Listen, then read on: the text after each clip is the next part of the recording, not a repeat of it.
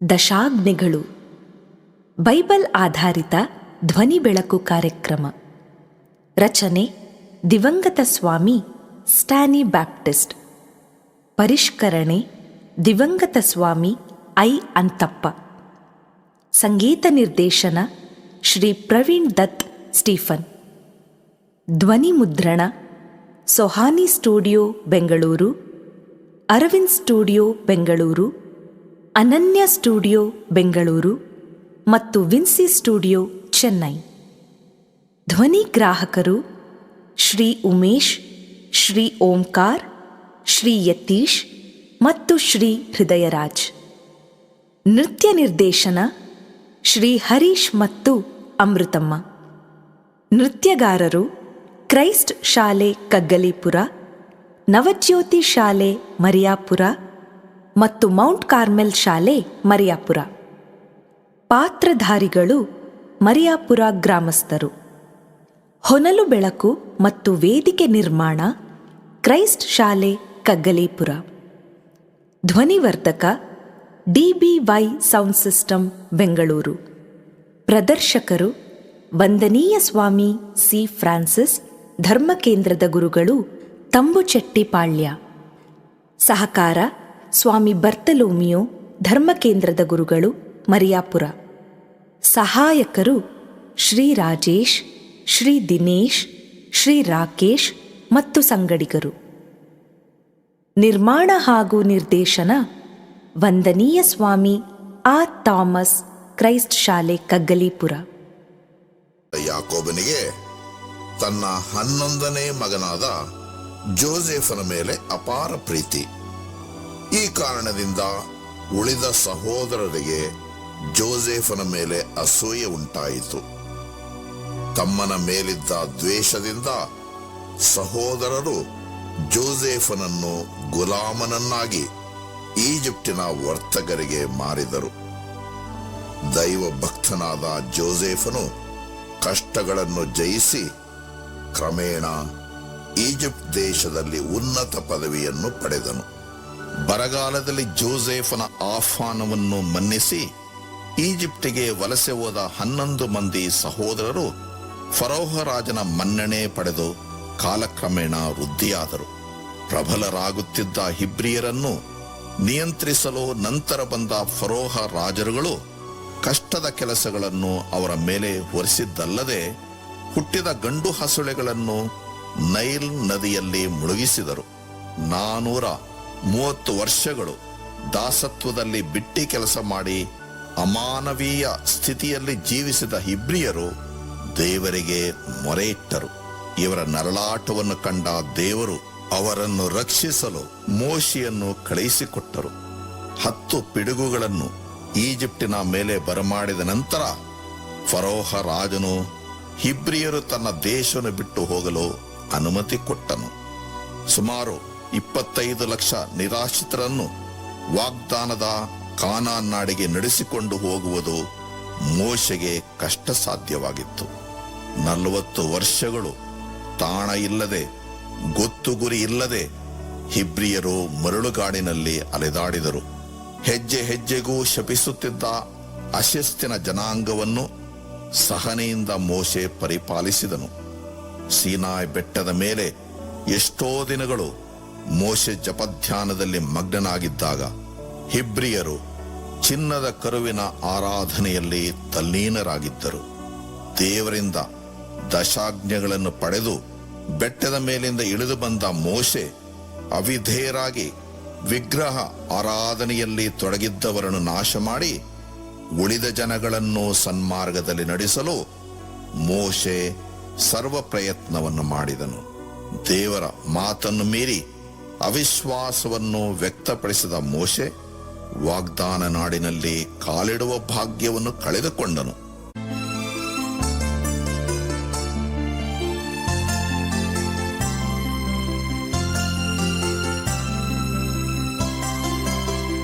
ಈ ಹುಡುಗ ಅಪ್ಪನಿಗೆ ಚೆನ್ನಾಗಿ ಬೆಣ್ಣೆ ಸವರದಂತೆ ಕಾಣುತ್ತೆ. ಒಳ್ಳೆ ನಿಲುವಂಗಿ ಹೊಲಿಸ್ಕೊಂಡ. ಊಟದಲ್ಲೆಲ್ಲ ಅವನೇ ನಮ್ಗಿಂತ ಮೊದ್ಲು. ಸಮಯ ಬರ್ಲಿ ಒಂದ್ ಕೈ ನೋಡ್ಕೊಳ್ತೇನೆ. ಹೌದು, ಜೋಸಫ್ ತುಂಬಾ ಹೆಚ್ಕೊಂಡಿದ್ದಾನೆ. ಏನೋ ಪಾಪ ಚಿಕ್ಕವನು, ತಮ್ಮ ಎಂದು ಸ್ವಲ್ಪ ಪ್ರೀತಿ ತೋರಿಸಿದರೆ ಇವನ ಕೊಬ್ಬು ಅತಿಯಾದಂತೆ ಕಾಣುತ್ತೆ.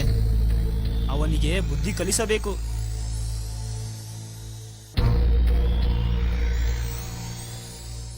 ಜೋಸೆಫ್, ಜೋಸೆಫ್, ಅಪ್ಪ ಈಗೋ ಬಂದೆ.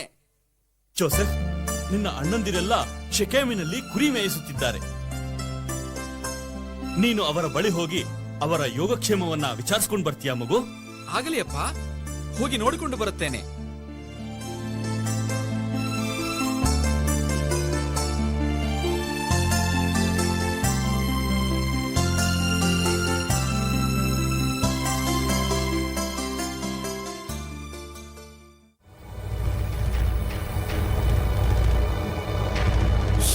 ಅಪ್ಪ, ಸಾಕಾಯ್ತು. ಎಷ್ಟು ದೂರ ನಡೆದು ಬಂದಿದ್ದೇನೆ. ಎಲ್ಲಿ ಅಣ್ಣಂದಿರು ಎಲ್ಲೂ ಕಾಣಿಸುತ್ತಿಲ್ಲವಲ್ಲ.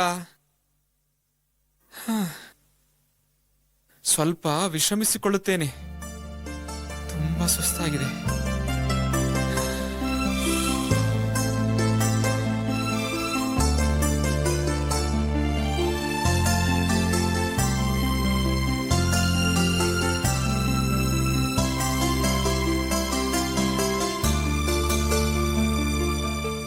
ಇವನು ಮಹಾ ಕನಸುಗಾರ. ಅಲ್ಲ, ದೊಡ್ಡ ಮಹಾರಾಜ. ಇವನಿಗೆ ನಾವು ಅಡ್ಡ ಬೀಳಬೇಕಂತೆ. ಅಮ್ಮ, ಇವನೊಬ್ಬ ಚಾಡಿಕೋರ. ಅಪ್ಪನಿಗೆ ಚಾಡಿ ಹೇಳ್ತಾನೆ. ಅಯ್ಯೋ, ಇವನು ಮಹಾ ದೊಡ್ಡ ದೈವ ಭಕ್ತನಂತೆ, ಮಹಾ ಮೇಧಾವಿ ಅಂತೆ. ಅಪ್ಪ, ಇವನಪ್ಪ ಬುದ್ಧಿವಂತ, ನಾವೇ ಮೂರ್ಖರು. ಅಮ್ಮ, ಇವನಿಗೆ ಬಣ್ಣ ಬಣ್ಣದ ನಿಲುವಂಗಿ, ನಮಗೆ ಬರೀ ಬೆತ್ತಲೆ ಮೈ.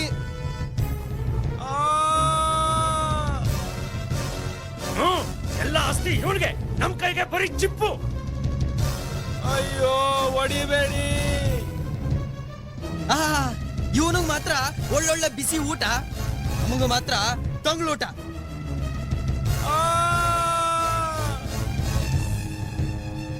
ಇವನ ಅಪ್ಪನ ಪಕ್ಕದಲ್ಲಿ ಬೆಚ್ಚಿಗಿರೋದು, ನಾವು ಕಾಡಿನಲ್ಲಿ ದುಡಿಯುತ್ತಾ ನಡಕ್ತಾ ಇರೋದು. ಓಹೋ, ಇವನಿಗೆ ಮಾತ್ರ ಹುಟ್ಟಿದ ಹಬ್ಬದ ಆಚರಣೆ, ನಮಗ್ ಮಾತ್ರ ಅಪ್ಪನಿಂದ ಸರಿ ತಪ್ಪಿನ ವಿಚಾರಣೆ. ಅಯ್ಯೋ ಅಣ್ಣಂದಿರೇ, ನಾನೇನ್ ಅಪರಾಧ ಮಾಡಿದೆ? ಹೊಡಿಬೇಡಿ. ಅಮ್ಮ, ಇದು ಊಟ ತಂದಿದ್ದೇನೆ. ಇದೇನು ನೀವು ಮಾಡ್ತಿರುವುದು? ಬೇಡ. ನಾನು ನಿಮ್ಮ ಒಡ ಹುಟ್ಟಿದ ತಮ್ಮನಲ್ಲವೇ? ನನ್ನ ಮೇಲೆಗೆ ಇಷ್ಟೊಂದು ಕೋಪ, ದ್ವೇಷ ಬೇಡ. ಅಣ್ಣಂದಿರೇ, ಹೊಡೆಯಬೇಡಿ. ಅಮ್ಮ, ಅಯ್ಯೋ, ಹೊಡೆಯಬೇಡಿ. ಸಾಕು ಮಾಡಿ. ಅವನ ಪ್ರಾಣ ತೆಗೆಯಬೇಡಿ. ರಕ್ತಪಾತ ಕೂಡದು. ಕಾಯನ್ ಅಬೇಲನನ್ನು ಕೊಂದ ಪರಿಣಾಮ ಗೊತ್ತಿಲ್ಲವೇ? ಕಾಯನ್ ಮೇಲೆ ಬಿದ್ದ ಶಾಪದಿಂದ ಅವನು ದೇಶಾಂತರ ಬಿಕಾರಿಯಾಗಿ ತಿರುಗಾಡಲಿಲ್ಲವೇ? ಬೇಡ ಬೇಡ. ಬೇಕಾದರೆ ಅವನನ್ನು ಹಾಗೆಯೇ ಅಲ್ಲಿರುವ ಹಾಳು ಬಾವಿಗೆ ತಳ್ಳಿಬಿಡಿ. ಅವನ ಮೇಲೆ ಕೈ ಹಾಕಬೇಡಿ. ಹಾಗೆ ಮಾಡೋಣ. ಎತ್ತಿ ಬಾವಿಗೆ ಹಾಕೋಣ.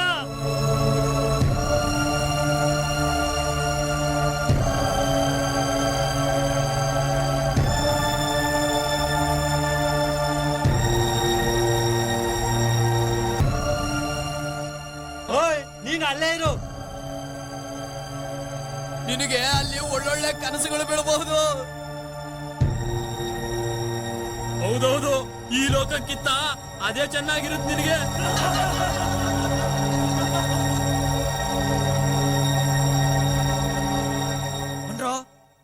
ಅಪ್ಪ ತಿಂಡಿ ಕಳಿಸಿದ್ದಾರೆ, ಎಲ್ಲಾರು ಹಂಚ್ಕೊಂಡು ತಿನ್ನೋಣ. ಬನ್ನಿ ಬನ್ನಿ. ನಾನು ಆ ಕಡೆ ಹೋಗಿ ಕುರಿಗಳನ್ನು ನೋಡಿ ಬರುತ್ತೇನೆ. ಹೇಯ್, ಬಾವಿನಲ್ಲಿ ನೋಡಿ, ಹೆಣ ತೇಲ್ತಿದೆಯಲ್ಲ ನೋಡಿ.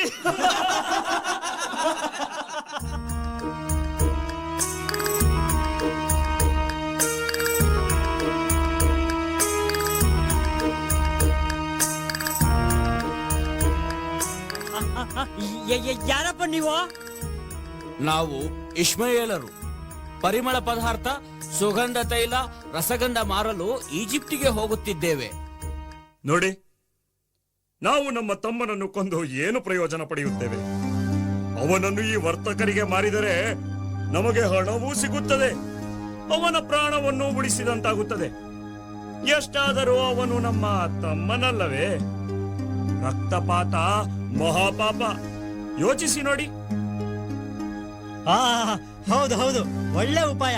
ಹಣನೂ ಸಿಗತ್ತೆ, ಅವನ್ ಕಾಟನೂ ತಪ್ಪತ್ತೆ. ಎಲ್ಲ ಬನ್ನಿ ಒಂದೆತ್ತಣ. ವರ್ತಕರೇ, ತಡೀರಿ, ಒಂದೆರಡು ನಿಮಿಷ ವಿಶ್ರಮಿಸ್ಕೊಳ್ಳಿ. ನಿಮ್ ಬಳಿ ಸ್ವಲ್ಪ ಮಾತನಾಡುವುದಿದೆ.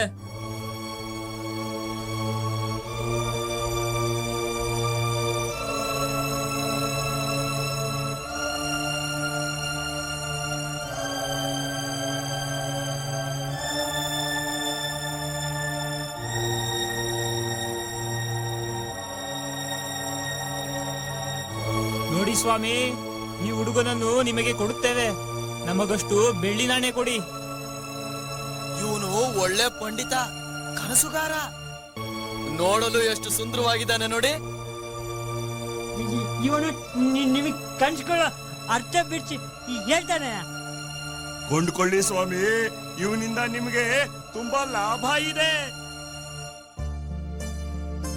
ನೋಡಿ, ನಾವು ಮನುಷ್ಯರನ್ನು ಕೊಳ್ಳುವವರಲ್ಲ. ನಮ್ಮದು ವಸ್ತು ವ್ಯಾಪಾರ, ಮಾನವ ವ್ಯಾಪಾರವಲ್ಲ. ನಮಗ್ ಗೊತ್ತು ನೀವು ಅಂಥ ನೀಚರಲ್ಲ ಅಂತ. ಅಲ್ಲದೆ ಇವನು ಎಳೆಯ ಹುಡುಗ. ಇವನು ಬೆಳೆಯೋ ಹುಡುಗ ಸಹ. ಇಂದಿನ ಕರು, ನಾಳೆಯ ಹಸು. ಏನಂತೀರಿ? ಸರಿ, ಆದ್ರೆ ನಿಮಗೆ ಹಣಕ್ಕೆ ಬದಲು ಸುಗಂಧ ಪರಿಮಳ ಕೊಡೋಣವೇ? ಈ ಕುರಿಗಳಿರುವಾಗ ನಮಗೆ ಪರಿಮಳ? ಇವುಗಳ ಪರಿಮಳದ ಮುಂದೆ ನಿಮ್ಮದೆ. ಆಯ್ತು, ಇವನ ಬೆಲೆ ಅಂತ 10 ಬೆಳ್ಳಿ ನಾಣ್ಯ ಕೊಡ್ತೇವೆ. ಇನ್ನೊಂದ್ 10 ಸೇರ್ಸ್ಕೊಟ್ಟು ಹೋಗಿ ಮುಂದೆ. ಈ ಬೆಳೆಯೋ ಹುಡುಗ ನೋಡಿ. ಸರಿ ಸರಿ, ತೆಗೆದುಕೊಳ್ಳಿ 20 ಬೆಳ್ಳಿ ನಾಣ್ಯ. ಅಣ್ಣಂದಿರ, ನಿಮ್ಮಿಂದ ನನ್ನನ್ನು ದೂರ ಮಾಡಬೇಡಿ, ದೂರ ಮಾಡಬೇಡಿ, ನನ್ನನ್ನು ದೂರ ಮಾಡಬೇಡಿ. ಏ, ತೊಲಗೋ, ತೊಲಗಲೇ, ಎಳೆದೋಯ್ರಿ. ಅಯ್ಯೋ, ಅಪ್ಪನನ್ನು ಕೊನೆ ಸಲ ನೋಡಿಲಾದರೂ ಬಿಡ್ರಿ, ಬಿಡ್ರಿ, ದಯವಿಟ್ಟು. ಏ ಹುಡುಗ, ಬಾರೋ ಬಾ. ಅಪ್ಪ, ಅಪ್ಪ.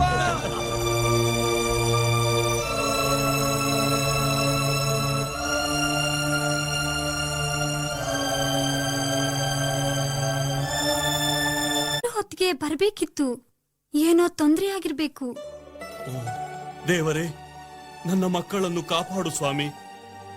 ಅವರಿಗೆ ಯಾವ ಹಾನಿಯೂ ಆಗದಿದ್ದರೆ ಸಾಕು.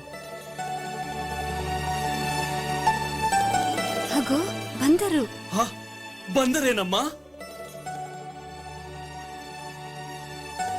ಅಪ್ಪ, ದೇವರಿಗೆ ಸ್ತೋತ್ರವಾಗಲಿ. ಎಲ್ಲ ಬಂದು ಬಿಟ್ರೇನಪ್ಪ? ಜೋಸೆಫ್ ಬಂದು ನಿಮಗೆ ತಿಂಡಿ ಕೊಟ್ನಾ? ಇಲ್ಲಪ್ಪ, ಜೋಸಫ್ನಿಲ್ಲ, ತಿಂಡಿ ಇಲ್ಲ. ಏನು? ಆ ಕನಸುಗಾರ ನಮಗೆ ತಿಂಡಿ ತೆಗೆದುಕೊಂಡು ಬಂದಿದ್ನ? ಅಯ್ಯೋ, ಏನಾಯಿತು? ಜೋಸೆಫ್ ಬರಲಿಲ್ಲವೇ? ಖಂಡಿತವಾಗಿಯೂ ಬರಲಿಲ್ಲವೇ?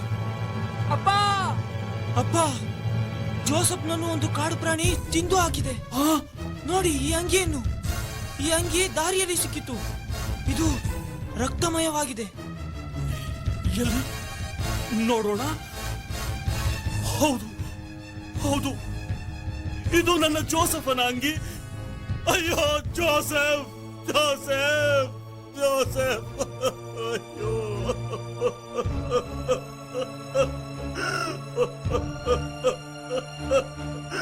ಅಯ್ಯೋ, ಜೋಸೆಫ್ ಮಗನೇ. ಜೋಸೆಫ್ ಎಲ್ಲೆಂದು ಕೇಳಿದ ತಂದೆಗೆ ಕಾಡಿನ ಮೃಗವು ತಿಂದಿತು ಎಂದರು. ಜೋಸೆಫ್ ಎಲ್ಲೆಂದು ಕೇಳಿದ ತಂದೆಗೆ ಕಾಡಿನ ಮೃಗವು ತಿಂದಿತು ಎಂದರು.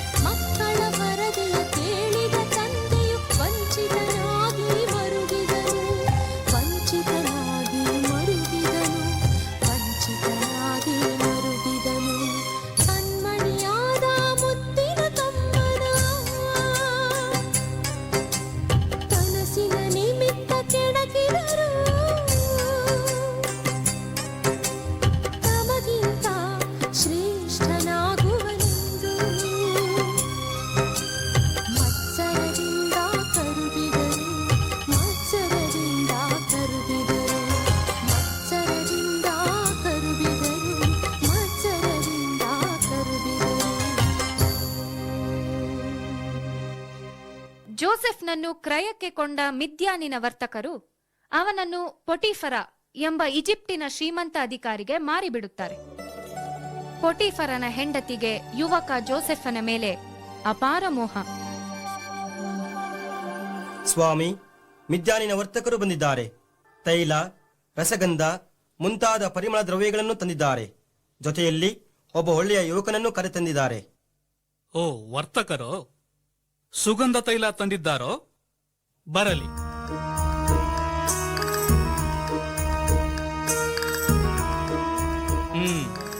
ಏನೆಲ್ಲ ತಂದಿದ್ದೀರಿ?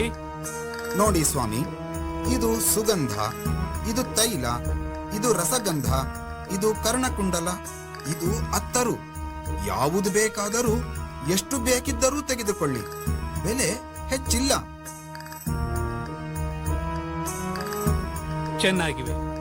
ನಮಗೆ ಎಷ್ಟು ಬೇಕೆಂದು ಕೋಶಾಧಿಕಾರಿಗೆ ಗೊತ್ತು. ಅಲ್ಲಿ ಕೊಟ್ಟು ಅವರಿಂದ ಇವುಗಳ ಬೆಲೆಯನ್ನು ತೆಗೆದುಕೊಳ್ಳಿ. ಆಗಲಿ ಸ್ವಾಮಿ, ಹಾಗೆಯೇ ಮಾಡುತ್ತೇವೆ. ಈ ಯುವಕನಾರು? ಇವನು ಎಲ್ಲಿಂದ ಬಂದವನು? ಹಾ, ಇವನು ಯಹೂದ್ಯ ಯುವಕ. ಶೆಕೆಮಿನಲ್ಲಿ ಕುರಿ ಮೇಯಿಸುತ್ತಿದ್ದ. ಅವನನ್ನು ಯಾರೋ ಬಾವಿಯಲ್ಲಿ ಹಾಕಿದ್ದರು. ಕೊನೆಯಲ್ಲಿ ನಮಗೆ ಎತ್ತಿ ಮಾರಿಬಿಟ್ಟಿದ್ದಾರೆ. ನಿಮಗೆ ಬೇಕಾದರೆ ಕೊಂಡುಕೊಳ್ಳಬಹುದು. ನೀವು ಅವನಿಗಾಗಿ ಎಷ್ಟು ಕ್ರಯ ಕೊಟ್ಟಿರಿ? 20 ಬೆಳ್ಳಿ ನಾಣ್ಯಗಳು. ಹಾಗಾದರೆ ನಾನು ಅವನಿಗೆ 30 ನಾಣ್ಯಗಳನ್ನು ಕೊಡುತ್ತೇನೆ. ಆಗಲಿ ಸ್ವಾಮಿ, ಅವನು ನಿಮಗೇ ಇರಲಿ. ಏನಪ್ಪ, ನಿನ್ನ ಹೆಸರೇನು?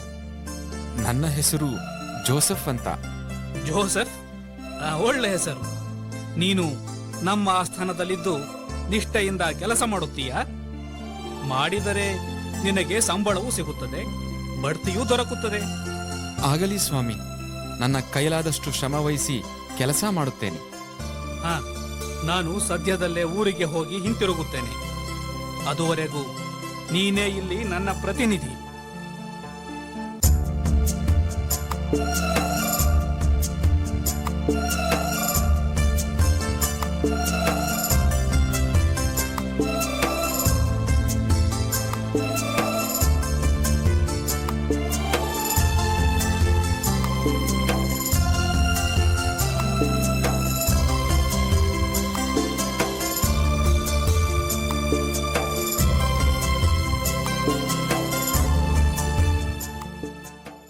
ಜೋಸೆಫ್, ನಾನು ಇಲ್ಲದಾಗ ನೀನು ಎಲ್ಲವನ್ನೂ ಸರಿಯಾಗಿ ನೋಡಿಕೊಂಡೆಯಾ? ಹೌದು ಸ್ವಾಮಿ, ನೀವೇ ಖುದ್ದಾಗಿ ವಿಚಾರಿಸಿ ನೋಡಿ ಸ್ವಾಮಿ. ಕೋಶಾಧಿಕಾರಿಯನ್ನು ಬರಲು ಹೇಳಿ. ನೀನು ನಿನ್ನ ಕೆಲಸಕ್ಕೆ ಹೋಗಬಹುದು. ಏನಪ್ಪ, ನಾನು ಇಲ್ಲದಾಗ ಇಲ್ಲಿನ ವ್ಯವಹಾರ ಹೇಗಿತ್ತು? ಎಲ್ಲವೂ ಸರಿಯಾಗಿ ನಡೆಯಿತು ಸ್ವಾಮಿ. ಈಗೋ ಲೆಕ್ಕಪತ್ರಗಳು, ತಾವೇ ಪರಿಶೀಲಿಸಿ ನೋಡಬಹುದು. ಓ ಶಭಾಸ್, ಎಷ್ಟು ಖರ್ಚು ಮುಗಿಸಿದ್ದಾನೆ. ಸರಿ, ಅತಿಥಿಗಳು ಯಾರಾದರೂ ಬಂದು ಹೋದರೋ? ಹೌದು ಸ್ವಾಮಿ, ಗೋಶೆನಿನಿಂದ ಹಾಗೂ ಸುಕೋತಿನಿಂದಲೂ ಬಂದು ಹೋದರು. ಈಗೋ ಅವರು ಬರೆದಿರುವ ವರದಿ. ಓಹೋ, ಅತಿಥಿಗಳು ತುಂಬಾ ಹೊಗಳಿದ್ದಾರೆ. ನಮ್ಮ ಬಗ್ಗೆ ತುಂಬಾ ಹೆಮ್ಮೆಯ ಮಾತುಗಳನ್ನು ಬರೆದಿದ್ದಾರೆ. ಹೌದು ಸ್ವಾಮಿ, ಅವರು ಜೋಸೆಫ್ನನ್ನು ಸಹ ಬಹಳವಾಗಿ ಮೆಚ್ಚಿದರು. ಹಾಗಾದರೆ ಜೋಸೆಫ್ನನ್ನು ಕರೆ. ಜೋಸೆಫ್, ನೀನು ಪ್ರಾಮಾಣಿಕತೆಯಿಂದ ಒಳ್ಳೆಯ ಕೆಲಸ ಮಾಡಿದ್ದೀಯ. ಇದುವರೆಗೆ ಯಾರೂ ಇಂತಹ ಕೆಲಸ ಮಾಡಿದ್ದಿಲ್ಲ. ಇನ್ನು ನೀನು ನನ್ನ ಸೇವಕನಲ್ಲ, ನನ್ನ ಸಹಕಾರಿ, ನನ್ನ ಮಿತ್ರ.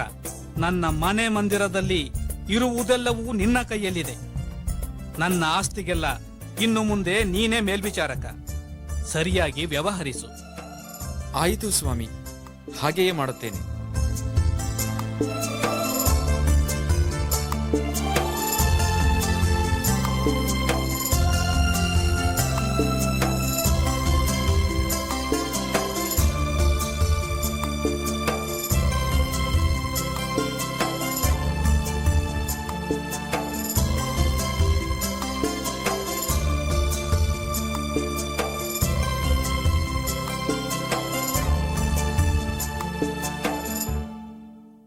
Joseph, Joseph. ಓ, ಯಜಮಾನಿಯವರು ಏನಮ್ಮ? ಜೋಸೆಫ್, ನಿನಗೊಂದು ಉಡುಗೊರೆ. ನಿನ್ನ ಒಡೆಯರು ನಿನ್ನನ್ನು ತುಂಬಾ ಹೊಗಳಿದರು. ನಾನು ಸಹ ನಿನ್ನನ್ನು ಮೆಚ್ಚುತ್ತೇನೆ. ತೆಗೆದುಕೋ, ಈ ಶಾಲು ನಿನಗೆಂದು ತರಿಸಿಟ್ಟಿದ್ದೇನೆ.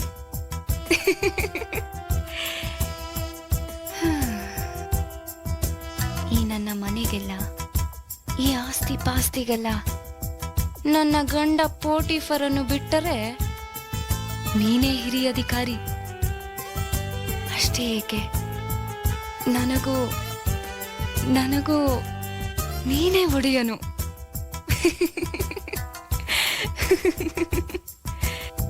ಇಲ್ಲ ಇಲ್ಲ, ನಾನು ನಿಮ್ಮ ಸೇವಕ. ನಾನು ಈ ಮನೆಗೆಲ್ಲ ಮೇಲ್ವಿಚಾರಕನಾಗಿರಬಹುದು, ಆದರೆ ನಿಮಗೆ ನಾನು ಒಡೆಯನಲ್ಲ. ಯೋಚನೆ ಮಾಡು ಜೋಸೆಫ್, ಯೋಚನೆ ಮಾಡು. ನಿನ್ನ ಸಂಸ್ಕೃತಿಯೇ ಬೇರೆ, ನಮ್ಮ ಸಂಸ್ಕೃತಿಯೇ ಬೇರೆ. ಇಲ್ಲಿ ಯಾರಿಗೆ ಅಧಿಕಾರ ಇದೆಯೋ, ಯಾರಿಗೆ ಕೆಲಸದ ಆಳುಗಳಿದ್ದಾರೋ ಅವರಿಗೆ ಯಾವ ನಿಯಮದ ನಿಬಂಧನೆಯೂ ಇಲ್ಲ. ಹಾಗಲ್ಲ, ನಮ್ಮ ಸಂಸ್ಕೃತಿ ನಮ್ಮ ಧರ್ಮದಿಂದ ಬಂದದ್ದು. ಅದರ ಪ್ರಕಾರ ಅಧಿಕಾರವಿದ್ದಷ್ಟು ಜವಾಬ್ದಾರಿ ಹೆಚ್ಚು. ಮೇಲಕ್ಕೆ ಏರಿದವನು ಬೀಳದಂತೆ ನೋಡಿಕೊಳ್ಳಬೇಕು.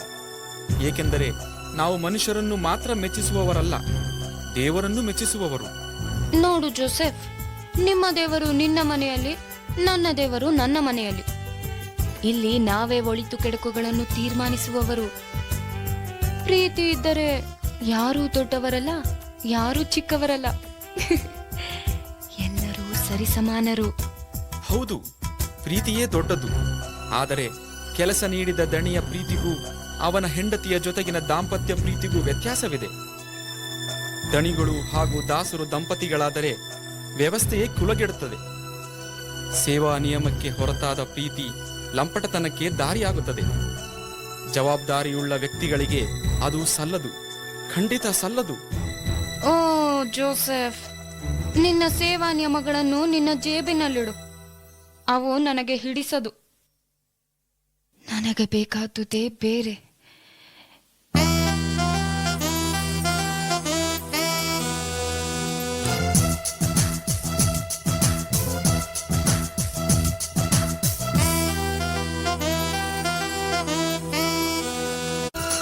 ಬಾರೋ ನನ್ನ ರಾಜ, ನನ್ನ ಮನದಿನಿಯ.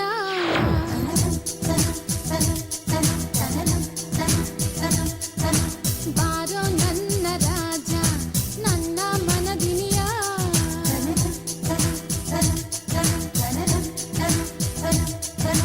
ತೋರೋ ನಿನ್ನ ಮೊಗವ, ಓ ನನ್ನ ಗೆಳೆಯ.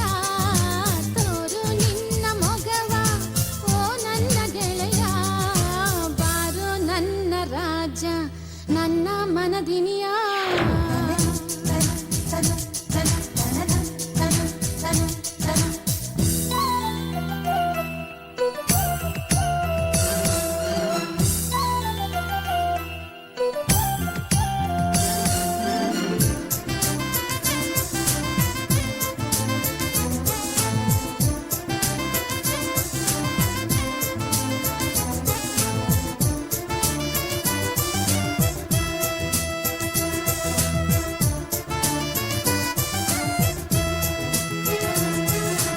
ಒಡೆಯ ನೀ ನಮ್ಮ ನಾಡಿಗೆ,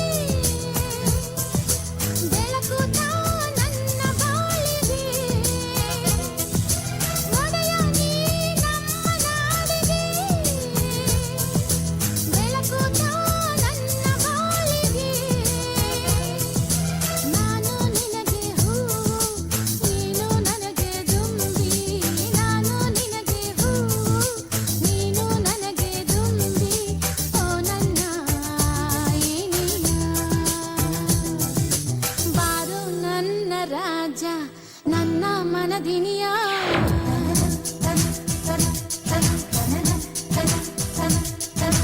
ತೋರೋ ನಿನ್ನ ಮೊಗವ, ಓ ನನ್ನ ಗೆಳೆಯ. ಬಾರೋ ನನ್ನ ರಾಜ, ನನ್ನ ಮನದಿನಿಯ.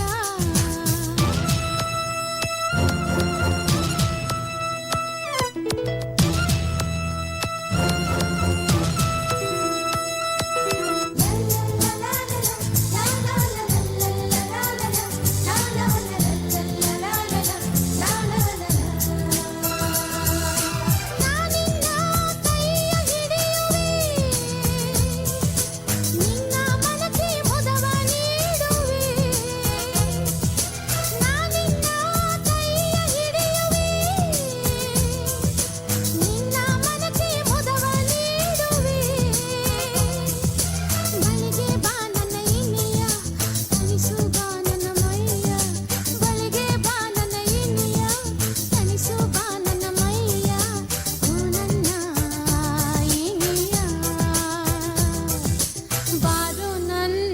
ರಾಜ ನನ್ನ ಮನದಿನಿಯ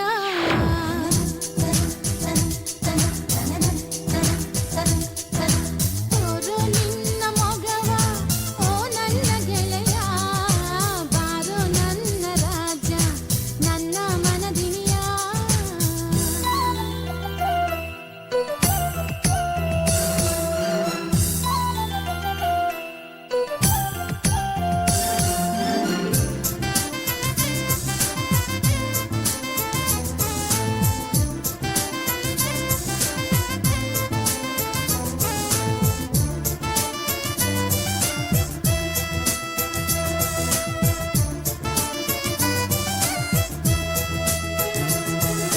ಸಾಕು ಮಾಡು ನಿನ್ನ ನೀತಿ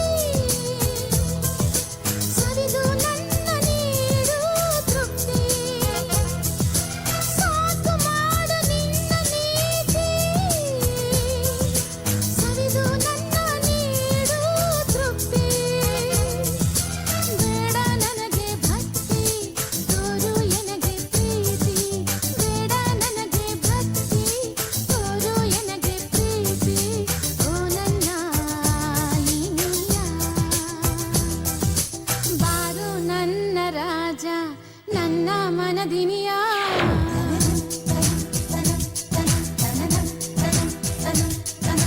ತೋರು ನಿನ್ನ ಮೊಗವ ಓ ನನ್ನ ಗೆಳೆಯ ತೋರು ನಿನ್ನ ಮೊಗವ ಓ ನನ್ನ ಗೆಳೆಯ ಬಾರು ನನ್ನ ರಾಜ ನನ್ನ ಮನದಿನಿಯ ಬಾರು ನನ್ನ ರಾಜ ನನ್ನ ಮನದಿನಿಯ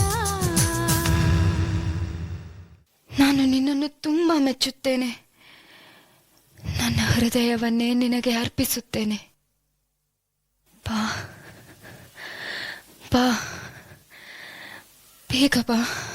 ಬೇಡ ಬೇಡ, ಬಿಟ್ಟು ಬಿಡಿ, ನನ್ನನ್ನು ಬಿಟ್ಟು ಬಿಡಿ, ನಾನು ಹೋಗಬೇಕು, ಬಿಟ್ಟು ಬಿಡಿ. ಇಲ್ಲ ಇಲ್ಲ, ನಾನು ನಿನ್ನನ್ನು ಬಿಡುವುದಿಲ್ಲ.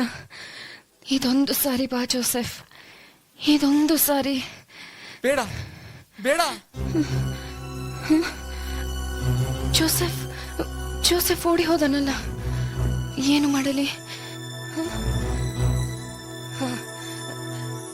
ಯಾರಲ್ಲಿ ಯಾರಲ್ಲಿ? ಕಾಪಾಡಿ ಕಾಪಾಡಿ, ನನ್ನ ಮಾನ ಹೋಯಿತು, ಕಾಪಾಡಿ. ಏನು? ಅರೆ, ನೀನೇಕೆ ಇಲ್ಲಿಗೆ ಬಂದೆ? ನೋಡಿ, ನೀವು ನೇಮಿಸಿದ ಆ ಇಬ್ರಿಯ ಸೇವಕ ನನ್ನ ಮೇಲೆ ಅತ್ಯಾಚಾರ ಮಾಡಲು ಬಂದ. ಕೆಡಿಸುವುದಕ್ಕಾಗಿ ನನ್ನ ಮೇಲೆ ಕೈ ಹಾಕಿದ.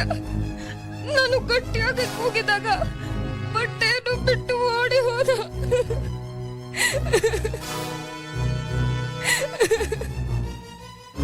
ಯಾರಲ್ಲಿ? ಅಂಗರಕ್ಷಕರನ್ನು ಕರೆ. ಎಲ್ಲಿ ಆ ಜೋಸೆಫ್? ಹೋಗಿ ಜೋಸೆಫ್ನನ್ನು ಹಿಡಿದು ಸೆರೆಯಲ್ಲಿ ಹಾಕಿದ.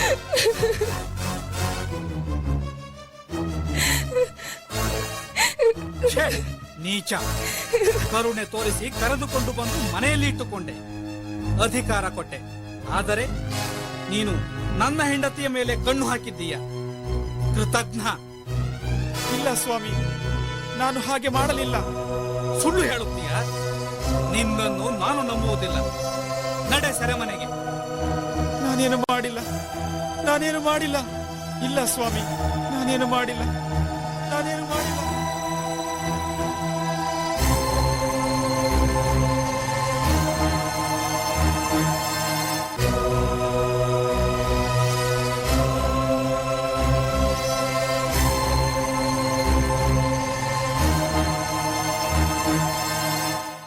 ಫರೋಹ ಈಜಿಪ್ಟ್ ದೇಶದ ರಾಜನಾಗಿದ್ದ. ಅವನ ಕನಸಿನ ಅರ್ಥವನ್ನು ವಿವರಿಸಿದ ಜೋಸೆಫನಿಗೆ ರಾಜನು ಸೆರೆಮನೆಯಿಂದ ಬಿಡುಗಡೆ ಮಾಡಿ ಆಸ್ಥಾನದಲ್ಲಿ ಉನ್ನತ ಪದವಿ ನೀಡಿದ. ಮಂತ್ರಿಗಳೇ, ಜೋಯಿಸರನ್ನು ಕರೆಸಬೇಕಾಗಿದೆ. ನನಗೆ ವಿಚಿತ್ರವಾದ ಕನಸುಗಳು ಬಿದ್ದಿವೆ. ಅದಕ್ಕೆ ಅರ್ಥ ತಿಳಿಯಬೇಕಾಗಿದೆ. ಸೇವಕ, ಜೋಯಿಸರನ್ನು ಕರೆಸು. ಮಹಾಪ್ರಭುಗಳಿಗೆ ನಮಸ್ಕಾರ. ಹೇಳಿ ಕಳಿಸಿದ್ದರಂತೆ. ಜೋಯಿಸರೇ, ನನಗೆ ವಿಚಿತ್ರವಾದ ಕನಸು ಬಿದ್ದಿದೆ. ಅದರ ಅರ್ಥವನ್ನು ವಿವರಿಸಿ ಹೇಳಬೇಕು. ತಕ್ಕ ಸಂಭಾವನೆ ಕೊಡಲಾಗುತ್ತದೆ. ಮಹಾಸ್ವಾಮಿಯವರು ಕನಸನ್ನು ಹೇಳಿದರೆ ಅರ್ಥೈಸಲು ಪ್ರಯತ್ನಿಸುತ್ತೇನೆ. ಜೋಯಿಸರೆ, ನೈಲ್ ನದಿ ಪ್ರಶಾಂತವಾಗಿ ಹರಿಯುತ್ತಿದೆ.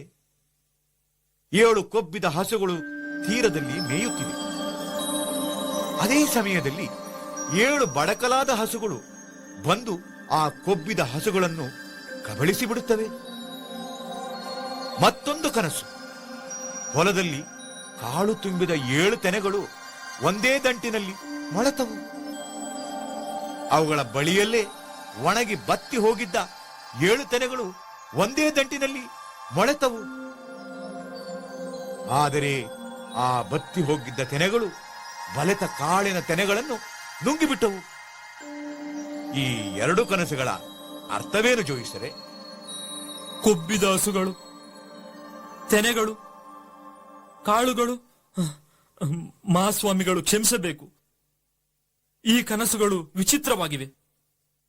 ಹಾಗಾದರೆ ನನ್ನ ಕನಸನ್ನು ಅರ್ಥೈಸಲು ನಮ್ಮ ನಾಡಿನಲ್ಲಿ ಯಾರೂ ಇಲ್ಲವೋ?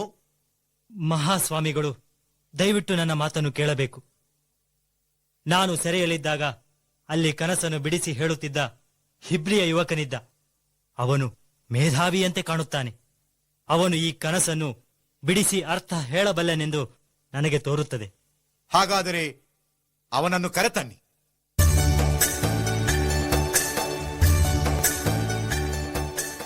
ಮಹಾಪ್ರಭುಗಳಿಗೆ ನಮಸ್ಕಾರ. ನೀನೇನಾ ಆ ಹಿಬ್ರಿಯ ಸೆರೆಯಾಳು? ನನ್ನ ಕನಸನ್ನು ಬಿಡಿಸಿ ಹೇಳಬಲ್ಲೆಯಾ?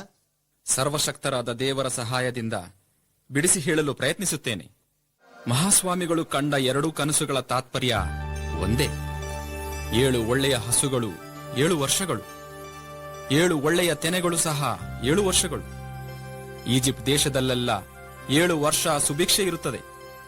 ಬೇಕಾದಷ್ಟು ಬೆಳೆ ಕಣಜಗಳಲ್ಲಿ ತುಂಬಿರುತ್ತದೆ. 7 ವರ್ಷಗಳ ನಂತರ ದುರ್ಭಿಕ್ಷದ ಅಂದರೆ ಕ್ಷಾಮದ ದಿನಗಳು ಬರುತ್ತವೆ.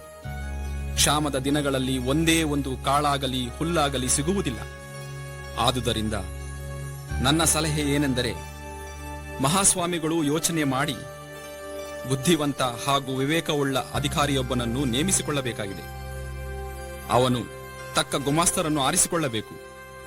ಸುಭಿಕ್ಷೆಯ ವರ್ಷಗಳಲ್ಲಿ ದವಸ ಧಾನ್ಯಗಳನ್ನು, ಆಹಾರ ಪದಾರ್ಥಗಳನ್ನು ಶೇಖರಿಸಿ ಜೋಪಾನವಾಗಿ ಇಟ್ಟುಕೊಳ್ಳಬೇಕು. ಜನರಿಂದ 5ನೇ 1 ಭಾಗ ಸರ್ಕಾರಕ್ಕೆ ಕೊಡಬೇಕೆಂದು ಒತ್ತಾಯಿಸಬೇಕು. ಹೀಗೆ ಶೇಖರಿಸಿದ ದವಸ ಧಾನ್ಯ ಕ್ಷಾಮದ ಕಾಲಕ್ಕೆ ಖಂಡಿತವಾಗಿ ಒದಗುತ್ತದೆ. ಹಿಬ್ರಿಯ ಯುವಕನೇ, ನೀನು ಎಲ್ಲಿಂದ ಬಂದೆ? ನಿನ್ನ ಹೆಸರೇನು? ಸ್ವಾಮಿ, ನನ್ನ ಹೆಸರು ಜೋಸೆಫ್. ನಾನು ಮಿದ್ಯಾನಿನ ವರ್ತಕರೊಂದಿಗೆ ಬಂದೆ. ನಿಮ್ಮ ದಳಪತಿ ಫೋಟಿಫರನ ಆಪ್ತ ಸೇವಕನಾಗಿದ್ದೆ. ಸೆರೆಮನೆಯಲ್ಲಿ ಏಕೆ ಬಂದಿಯಾಗಿದ್ದೀಯಾ? ಸ್ವಾಮಿ, ನಾನು ಯಾವ ತಪ್ಪನ್ನೂ ಮಾಡಲಿಲ್ಲ. ಫೋಟಿಫರನ ಹೆಂಡತಿ ನನ್ನ ಮೇಲೆ ಸುಳ್ಳು ದೂರು ಹೇಳಿ ಸೆರೆಮನೆಗೆ ಹಾಕಿಸಿದಳು. ಅದಕ್ಕಾಗಿ ಕನಸಿನ ಅರ್ಥ ಹೇಳುವುದನ್ನು ನೀನು ಹೇಗೆ ಕಲಿತೆ? ನೀನು ವಿದ್ಯಾಭ್ಯಾಸ ಮಾಡಿದ್ದೀಯಾ? ಇಲ್ಲ ಸ್ವಾಮಿ, ನಾವು ಕುರಿ ಕಾಯುವವರು. ನನಗೆ ವಿದ್ಯಾಭ್ಯಾಸ ಇಲ್ಲ. ಆದರೆ ಸರ್ವೇಶ್ವರನಾದ ದೇವರಲ್ಲಿ ಭಕ್ತಿ ವಿಶ್ವಾಸ ನನಗಿದೆ. ಆ ದೇವರೇ ನನ್ನನ್ನ ಎಲ್ಲ ಅಪಾಯಗಳಿಂದ ತಪ್ಪಿಸಿ ಕಾಪಾಡಿದ್ದಾರೆ. ಅವರೇ ನನಗೆ ಬುದ್ಧಿಯನ್ನು ಜ್ಞಾನವನ್ನೂ ನೀಡಿದ್ದಾರೆ. ನಿನ್ನ ಜ್ಞಾನ ಹಾಗೂ ವಿವೇಕ ಅದ್ಭುತವಾದದ್ದು. ಸೆರೆಮನೆ ನಿನಗೆ ತಕ್ಕದ್ದಲ್ಲ. ನೀನು ಅರಮನೆಗೆ ಬರಬೇಕು. ನೀನೇ ಈ ದೇಶದ ಆಡಳಿತ ಅಧಿಕಾರಿಯಾಗಬೇಕು. ಸಿಂಹಾಸನದ ವಿಷಯವನ್ನು ಬಿಟ್ಟರೆ ಬೇರೆ ಎಲ್ಲ ವ್ಯವಹಾರಕ್ಕೂ ನೀನೇ ಪ್ರಮುಖ ಅಧಿಕಾರಿ. ಸೇವಕನೇ, ಹೋಗಿ ರಾಜವಸ್ತ್ರವನ್ನು ತಾ.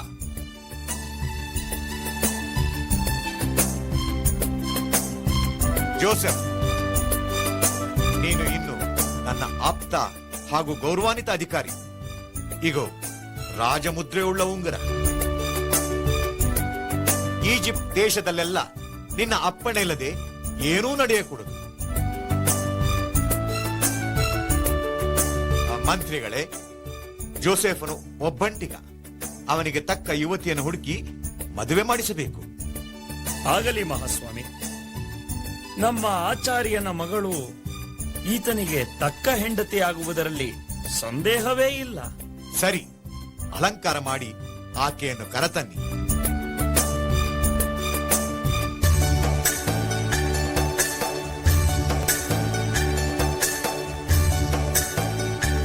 ಆಚಾರ್ಯರೇ, ಜೋಸೆಫ್ ಮತ್ತು ಅಸನತ್ ಇವರ ವಿವಾಹವನ್ನು ನೆರವೇರಿಸಿ.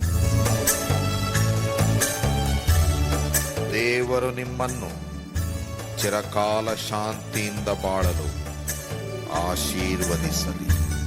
ದೇವರಿಗೆ ಸ್ತೋತ್ರವಾಗಲಿ. ನಾಡಿನ ಜೋಸೆಫನಿಗೆ ಹಾಡುವೆವೆಂದು ಗೀತೆಯನ್ನು, ಸುಗುಣವತಿ ಸುಂದರ ವಧುವಿಗೆ ಹರಸುತ್ತಾ ಹಾಡುವೆವು ಸ್ತುತಿಯನ್ನು, ಹರಸುತ್ತಾ ಹಾಡುವೆವು ಸ್ತುತಿಯನ್ನು.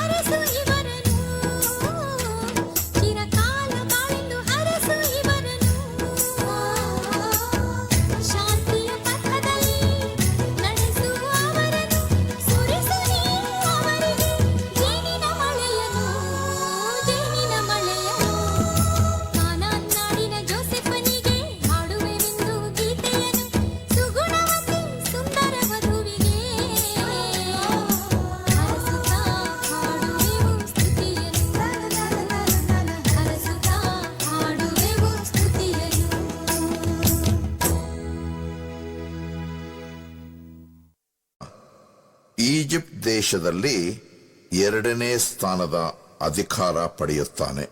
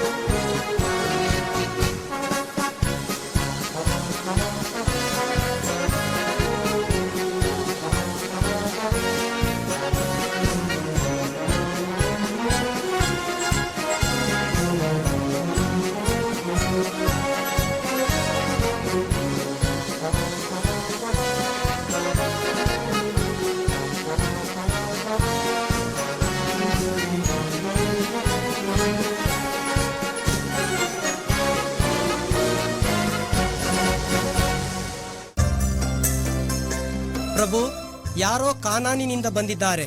ಧಾನ್ಯ ಬೇಕಂತೆ. ಯಾರವರು? ಇಲ್ಲಿಗೆ ಬರ ಹೇಳು. ಅಪ್ಪಣೆ ಪ್ರಭು. ಪ್ರಭುಗಳಿಗೆ ನಮಸ್ಕಾರ. ನೀವು ಯಾರು? ಎಲ್ಲಿಂದ ಬಂದವರು? ನಾವು ಕಾನಾನ್ ನಾಡಿನವರು ಪ್ರಭು. ನಮ್ಮ ನಾಡಿನಲ್ಲಿ ಕ್ಷಾಮ ಘೋರವಾಗಿದೆ. ತಿನ್ನುವುದಕ್ಕೆ ಹಿಟ್ಟಿಲ್ಲದೆ ಜನ ಸಾಯುತ್ತಿದ್ದಾರೆ. ತಮ್ಮಲ್ಲಿ ಧಾನ್ಯ ಸಿಗುತ್ತದೆಂದು ಪ್ರಯಾಣಿಕರು ಹೇಳಿದರು. ಅದಕ್ಕಾಗಿ ತಮ್ಮಲ್ಲಿಗೆ ಬಂದಿದ್ದೇವೆ. ನೀವು ಗೂಢಾಚಾರರು, ವೇಷ ಹಾಕಿಕೊಂಡು ಬಂದಿದ್ದೀರಿ. ಇಲ್ಲ ಪ್ರಭುಗಳೇ, ದಯವಿಟ್ಟು ನಮ್ಮನ್ನು ನಂಬಬೇಕು. ನಾವು ಗೂಢಚಾರರಲ್ಲ, ನಿಶ್ಚಯವಾಗಿ ಧಾನ್ಯ ಕೊಡಲು ಬಂದವರು. ಸುಳ್ಳು.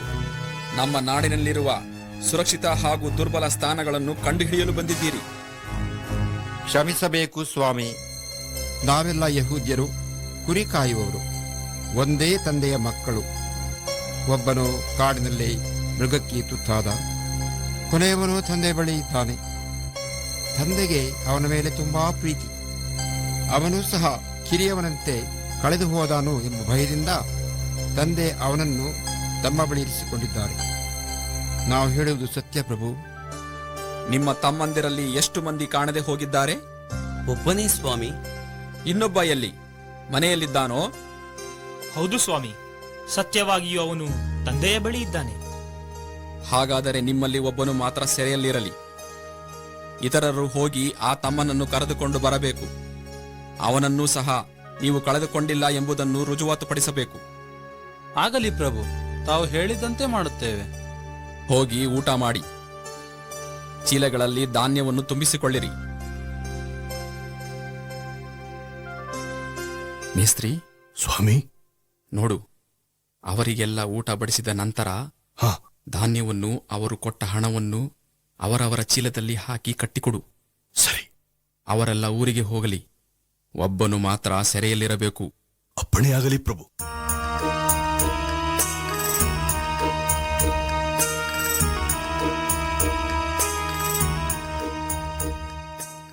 ಅಪ್ಪ ಅಪ್ಪ, ನಮ್ಮ ಅಣ್ಣಂದಿರೆಲ್ಲ ಬಂದೇ ಬಿಟ್ರಪ್ಪ. ಎದ್ದೇಳು, ನೋಡು, ಮೂಟೆಗಳನ್ನು ಒತ್ತು ತರುತ್ತಿದ್ದಾರೆ. ಏನು, ನಿನ್ನ ಅಣ್ಣಂದಿರೆಲ್ಲ ಬಂದು ಬಿಟ್ಟರೆ? ಹೌದಪ್ಪ, ಬಂದೇ ಬಿಟ್ರು. ಓ, ಬನ್ನಿ ಬನ್ನಿ ಮಕ್ಕಳೇ, ಎಲ್ಲರೂ ಸುರಕ್ಷಿತವಾಗಿ ಬಂದಿರೇನಪ್ಪ? ಎಲ್ಲರೂ ಬಂದಿದ್ದೇವೆ, ಆದರೆ ಆಶಯರನು ಮಾತ್ರ ಇಲ್ಲ. ಅವನನ್ನು ಸೆರೆಯಲ್ಲಿಟ್ಟಿದ್ದಾರೆ. ಅಯ್ಯೋ, ಯಾಕಪ್ಪ? ಅವನು ತಪ್ಪು ಮಾಡಿದನೆ? ತಪ್ಪೇನಿಲ್ಲ. ಅಲ್ಲಿನ ಅಧಿಕಾರಿಯು ನಾವೆಲ್ಲ ಗೂಢಚಾರರು, ವೇಷ ಹಾಕಿ ಬಂದವರು ಎಂದೆಲ್ಲ ಆಪಾದನೆ ಮಾಡಿದ. ಆನಂತರ ನಾವು ಸತ್ಯವನ್ನು ವಿವರಿಸಿ ನಾವು ಧಾನ್ಯಕ್ಕಾಗಿ ಮಾತ್ರ ಬಂದವರು ಎಂದು ತಿಳಿಸಿದೆವು. ಓ, ಹಾಗಾದರೆ ನಿಮ್ಮನ್ನು ಸೆರೆಯಲ್ಲಿಟ್ಟರೋ? ಹೌದಪ್ಪ, ಎಲ್ಲರನ್ನು 3 ದಿನ ಸೆರೆಯಲ್ಲಿಟ್ಟು ಅನಂತರ ಕರೆಸಿ ನೀವೆಲ್ಲ ಧಾನ್ಯ ತೆಗೆದುಕೊಂಡು ಮನೆಗೆ ಹೋಗಬಹುದು, ಆದರೆ ಒಬ್ಬನು ಮಾತ್ರ ಸೆರೆಯಲ್ಲಿರಬೇಕು ಎಂದ. ಏಕೆಂದ್ರೆ ನಾವು 12 ಮಂದಿ ಮಕ್ಕಳು, ಒಬ್ಬನು ಕಾಣದೆ ಹೋಗಿದ್ದಾನೆ, ಒಬ್ಬ ಮನೆಯಲ್ಲಿ ತಂದೆಯ ಬಳಿಯಲ್ಲಿದ್ದಾನೆ ಎಂದು ನಾವು ಅವನಿಗೆ ಹೇಳಿದೆವು. ಹಾಗಾದ್ರೆ ಅವನು ನಿಜವಾಗಿಯೂ ಮನೆಯಲ್ಲಿದ್ದರೆ ಅವನನ್ನು ಹೋಗಿ ಕರೆತರಬೇಕು. ಅವನು ಜೀವಂತವಾಗಿದ್ದಾನೆ ಎಂದು ರುಜುವಾತು ಪಡಿಸಬೇಕು. ಇಲ್ಲದಿದ್ದರೆ ನಿಮ್ಮೆಲ್ಲರಿಗೂ ಮರಣದಂಡನೆಯಾಗುತ್ತೆ ಎಂದು ಹೇಳಿದ. ಅಯ್ಯೋ ದೇವರೇ, ಏಕೆ ನಮ್ಮನ್ನು ಈ ರೀತಿ ಪರೀಕ್ಷೆಗೆ ಒಳಪಡಿಸುತ್ತೀರಿ? ಒಬ್ಬ ಮಗ ಕಾಡು ಪ್ರಾಣಿಯ ಪಾಲಾದ, ಈಗ ಈ ಕೊನೆಯವನಿಗೂ ಏನಾಗುತ್ತದೋ ಕಾಣೆ. ನಮ್ಮ ಮಕ್ಕಳನ್ನು ಉಳಿಸುವುದಾದರೆ ಅಷ್ಟೇ ಸಾಕು. ಅಪ್ಪ, ಬೆನ್ಯಾಮನನ್ನು ಕಳುಹಿಸು. ನಾನು ತಪ್ಪದೆ ಅವನನ್ನು ನಿನ್ನ ಬಳಿಗೆ ಹಿಂತಿರುಗಿ ಕರೆದುಕೊಂಡು ಬರುತ್ತೇನೆ. ಇಲ್ಲದಿದ್ದರೆ ಸೆರೆಯಲ್ಲಿರುವ ಆ ಶೇರನನ್ನು ಅವರು ಕೊಂದು ಹಾಕಬಹುದು. ಯಾಕಪ್ಪ? ಜೋಸೆಫನು ಕಾಣದೆ ಮೃಗಗಳ ಪಾಲಾಗಿ ಹೋದ. ಈಗ ಇವನನ್ನು ಕರೆದುಕೊಂಡು ಹೋಗುತ್ತೀರಾ? ಇವನು ಹೋದರೆ ನಾನು ಶೀಘ್ರದಲ್ಲೇ ಸಾಯುತ್ತೇನೆ. ನೀವು ಏಕೆ ಇವನು ನನ್ನೊಡನೆ ಇದ್ದಾನೆ ಎಂದು ಈಜಿಪ್ಟಿನ ಅಧಿಕಾರಿಗೆ ಹೇಳಿದಿರಿ? ಆ ಅಧಿಕಾರಿ ನಮ್ಮೆಲ್ಲರ ಬಗ್ಗೆ ಸೂಕ್ಷ್ಮವಾಗಿ ವಿಚಾರಿಸಿದ. ನಾವು ನಿಜ ಹೇಳಲೇಬೇಕಾಗಿತ್ತು. ನೋಡಪ್ಪ, ನೀನು ಹೆದರಬೇಕಾಗಿಲ್ಲ. ಅಜಾಗರೂಕತೆಯಿಂದ ಜೋಸೆಫ್ನನ್ನು ಕಳೆದುಕೊಂಡದ್ದು ನಮ್ಮದೇ ತಪ್ಪು. ಆದರೆ ಈಗ ಬೆನ್ಯಾಮಿನನ್ನು ಕರೆದುಕೊಂಡು ಹೋಗುತ್ತೇವೆ. ಜಾಗರೂಕತೆಯಿಂದ ನೋಡಿಕೊಳ್ಳುತ್ತೇವೆ. ನಮ್ಮ ಪ್ರಾಣಕ್ಕಿಂತಲೂ ಹೆಚ್ಚಾಗಿ ಅವನನ್ನು ನೋಡಿಕೊಳ್ಳುತ್ತೇವೆ. ಸರಿ, ಬೆನ್ಯಾಮಿನ್ ಹೋಗಲೇಬೇಕೇನು? ಹೋಗಲಿ, ದೇವರೇ ಅವನನ್ನು ಕಾಪಾಡಬೇಕು. ಈ ಬಾರಿ ನೀವು ಹೋಗುವಾಗ ಚೀಲಗಳನ್ನು, ಕೆಲವು ಬೆಳ್ಳಿಯ ಪದಾರ್ಥಗಳನ್ನು ಕಾಣಿಕೆಯಾಗಿ ಆ ಮನುಷ್ಯನಿಗೆ ಕೊಡಿ. ಹಣವನ್ನು 2ರಷ್ಟು ಸಲ್ಲಿಸಿರಿ. ಸತ್ಯಕ್ಕೆ ಖಂಡಿತವಾಗಿ ಜಯ ಲಭಿಸುತ್ತದೆ. ಆಯ್ತಪ್ಪ, ಹೋಗಿ ಬರುತ್ತೇನಪ್ಪ.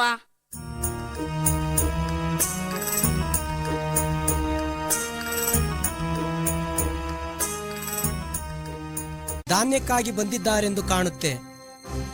ಯಾರದು? ಗೂಢಚಾರರಲ್ಲ ತಾನೆ? ಪ್ರಭುಗಳೇ, ಕಳೆದ ಸಾರಿ ಬಂದವರು ಪುನಃ ಬಂದಿದ್ದಾರೆ. ಅವರಲ್ಲೊಬ್ಬನು ಸೆರೆಯಲ್ಲಿದ್ದಾನೆ. ಓಹೋ, ಪುನಃ ಬಂದು ಬಿಟ್ಟರೋ? ಬರಲಿ, ಇಲ್ಲಿಗೆ ಬರ ಹೇಳು. ಆಯ್ತು ಪ್ರಭು. ನಿಮ್ಮ ತಮ್ಮನನ್ನು ಕರೆದುಕೊಂಡು ಬಂದಿರೋ? ಹೀಗೋ ಇವನೇ. ಇವನ ಹೆಸರು ಬೆನ್ಯಾಮೀನ್. ಪ್ರಭುಗಳೇ, ಬಡ ಜನರ ಕಾಣಿಕೆ ಇದು.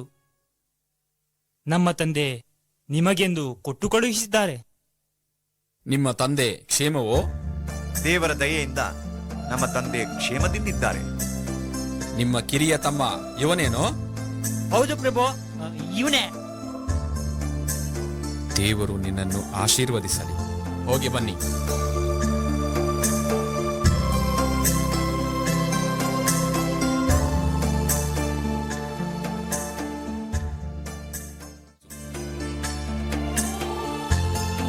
ಮೇಸ್ತ್ರಿ, ಪ್ರಭು, ಆ ಜನರ ಚೀಲಗಳಲ್ಲಿ ಧಾನ್ಯವನ್ನು ತುಂಬಿಸು. ಆಗಲಿ ಪ್ರಭು. ಅವರು ತಂದ ಹಣವನ್ನು ಸಹ ಹಾಕಿಡು. ಕಿರಿಯವನ ಚೀಲದಲ್ಲಿ ಹಣದೊಂದಿಗೆ ನನ್ನ ಬೆಳ್ಳಿಯ ಲೋಟವನ್ನು ಸಹ ಹಾಕಿ ಮೂಟೆಯಲ್ಲಿ ಕಟ್ಟಿಡು, ತಿಳಿಯಿತೆ? ತಿಳಿಯಿತು ಪ್ರಭು, ಹಾಗೆಯೇ ಮಾಡುತ್ತೇನೆ.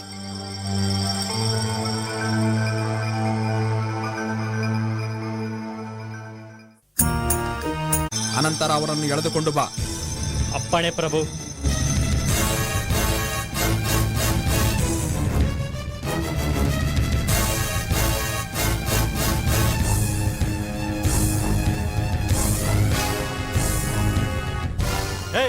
ನಿಲ್ರಿ. ಏನ್ ಸ್ವಾಮಿ?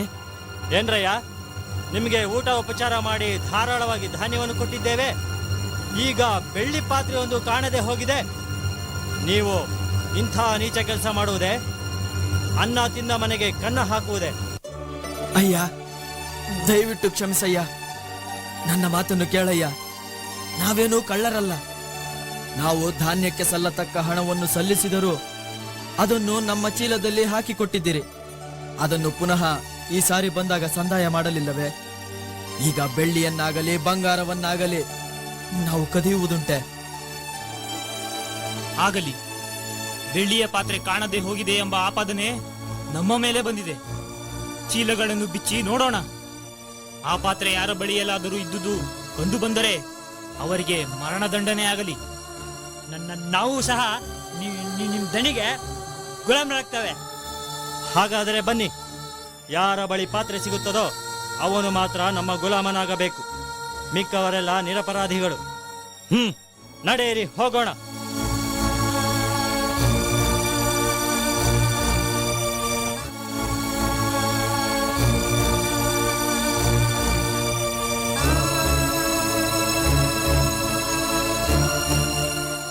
ಪ್ರಭುವೇ, ಆ ಜನರನ್ನು ಇಲ್ಲಿಗೆ ವಾಪಸ್ ಕರೆತಂದಿದ್ದೇನೆ. ಹಾ, ಬಂದಿದ್ದಾರೋ? ಇಲ್ಲಿಗೆ ಅವರನ್ನು ಬರಮಾಡು.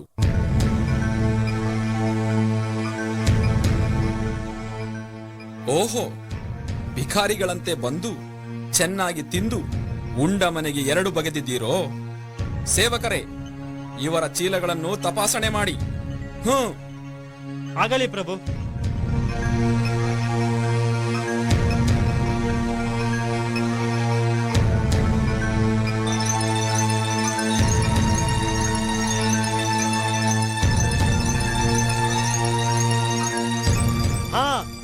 ಇಲ್ಲಿದೆ ಬೆಳ್ಳಿಯ ಪಾತ್ರೆ.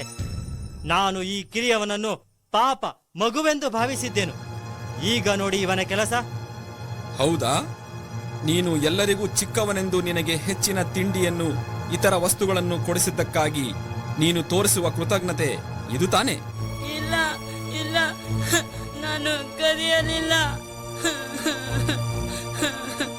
ಸೇವಕರೇ, ಬನ್ನಿ, ಇವನಿಗೆ ಬೇಡಿ ಹಾಕಿ ಸೆರೆಗೆ ತಳ್ಳಿ. ಇಲ್ಲ ಇಲ್ಲ, ನಾನು ಕದಿಯಲಿಲ್ಲ ಅಪ್ಪ. ಇಲ್ಲ, ಕದಿಯಲಿಲ್ಲ. ನೀವು ಈಗ ಹೋಗಬಹುದು. ಅವನು ಸೆರೆಯಲ್ಲಿದ್ದು ನನಗೆ ಗುಲಾಮನಾಗಿರುತ್ತಾನೆ. ನೀವು ನಿಮ್ಮ ನಾಡಿಗೆ ಹಿಂದಿರುಗಿ.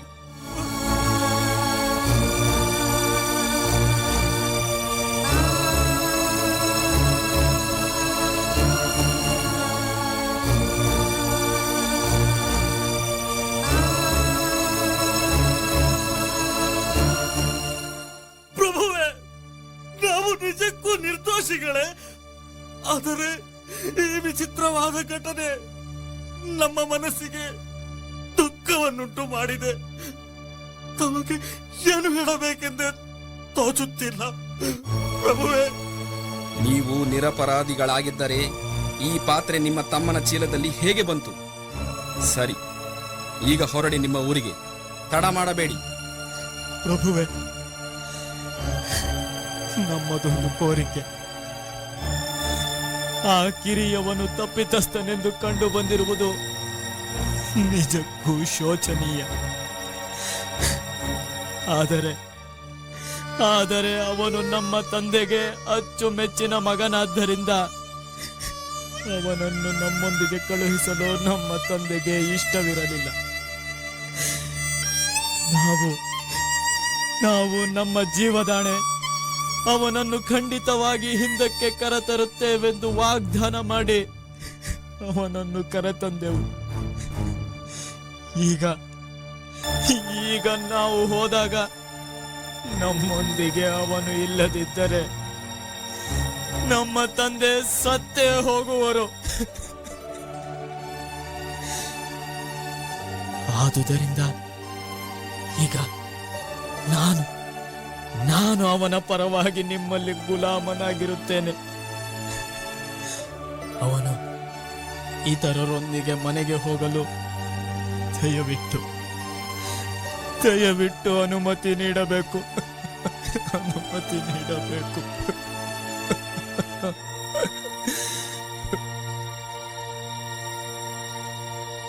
ಎಲ್ಲರನ್ನೂ ಆಚೆ ಕಳಿಸಿರಿ. ನಾನು ಮಾತನಾಡಬೇಕಾಗಿದೆ.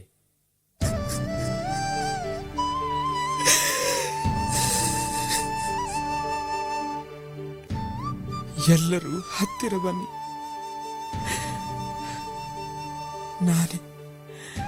ನಾನೇ ನಿಮ್ಮ ತಮ್ಮ ಜೋಸೆಫ್. ಮಿಥ್ಯಾನಿನ ವರ್ತಕರಿಗೆ ನೀವು ಮಾರಿದ ಜೋಸೆಫ್.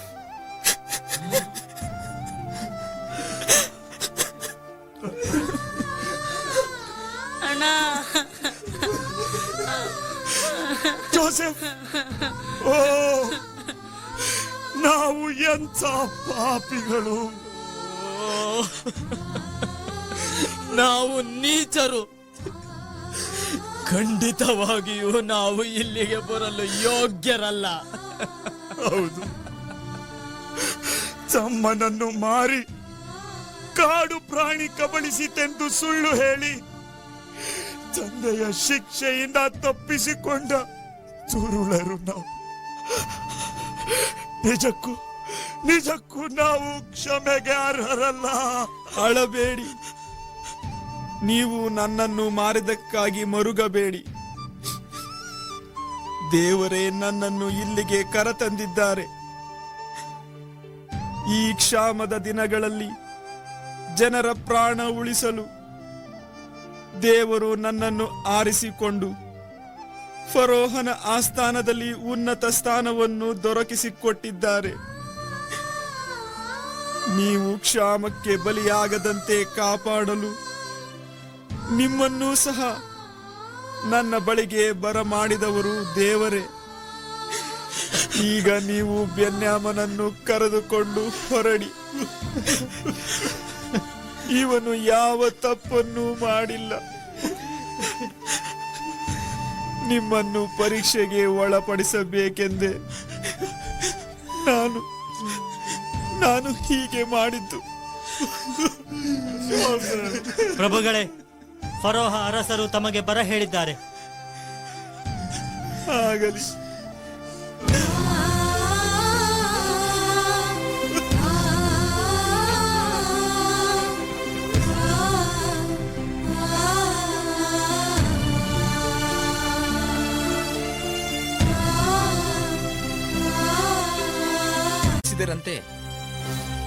ಏನಿದು ರೋದನ?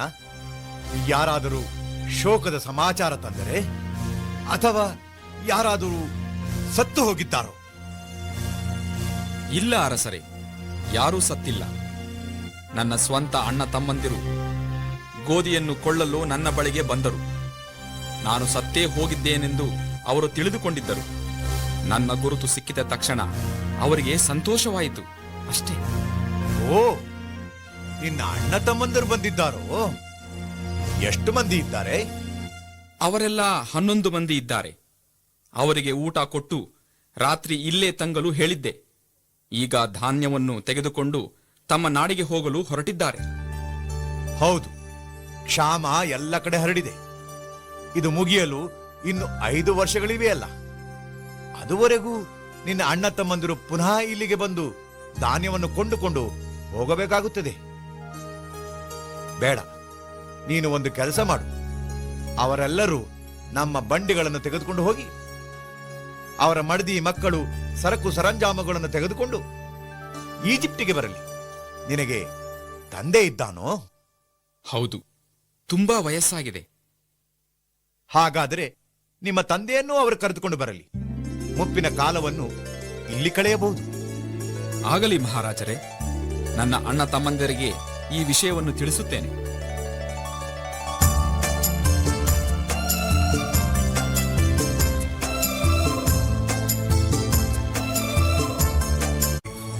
ಏನು ಜೋಸೆಫ್ ಅವನು ಅವನು ಬದುಕಿದ್ದಾನೆಯೇ? ಕಾಡು ಪ್ರಾಣಿ ಅವನನ್ನು ತಿಂದು ಬಿಡಲಿಲ್ಲವೇ? ಇಲ್ಲ ಅಮ್ಮ, ಜೋಸೆಫ್ ಸಾಯಲಿಲ್ಲ. ನಾವು ಅವನನ್ನು ಮಿದ್ಯಾನಿನ ವರ್ತಕರಿಗೆ ಮಾರಿದೆವು. ಮಿದ್ಯಾನಿನ ವರ್ತಕರು ಅವನನ್ನು ಫರೋಹನ ಆಸ್ಥಾನಕ್ಕೆ ಸೇರಿಸಿ ಬಿಟ್ಟಿದ್ದಾರೆ. ಅಪ್ಪ, ನಮ್ಮನ್ನು ಕ್ಷಮಿಸಿ ಬಿಡಪ್ಪ, ಕ್ಷಮಿಸಿ ಬಿಡು. ಅವನನ್ನು ಕಾಡು ಪ್ರಾಣಿ ತಿಂದು ಹಾಕಿತೆಂದು ನಾವು ಸುಳ್ಳು ಹೇಳಿದೆವಪ್ಪ, ಸುಳ್ಳು ಹೇಳಿದೆವು. ನಮ್ಮನ್ನು ಕ್ಷಮಿಸಿ ಬಿಡಪ್ಪ, ಕ್ಷಮಿಸಿ ಬಿಡು.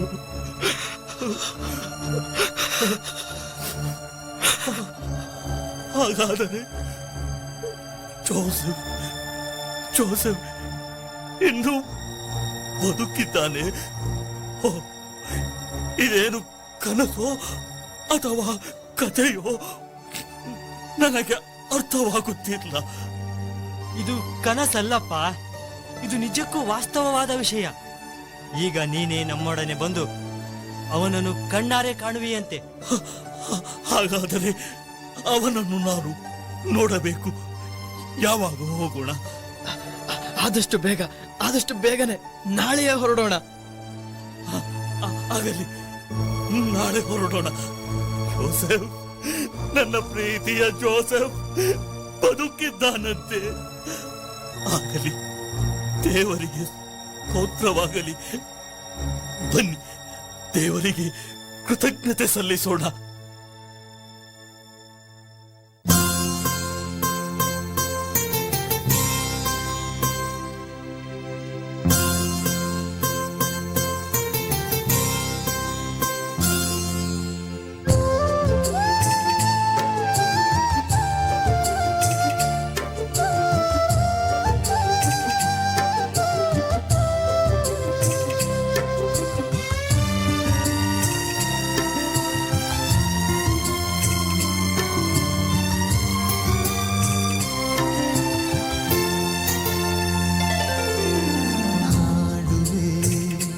ಪ್ರಭುವಿಗೆ ಗೀತೆಯ ಸ್ಮರಿಸುವೆ, ಆತನ ಕರುಣೆಯ ಹಾಡುವೆ. ಪ್ರಭುವಿಗೆ ಗೀತೆಯ ಸ್ಮರಿಸುವೆ, ಆತನ ಕರುಣೆಯ.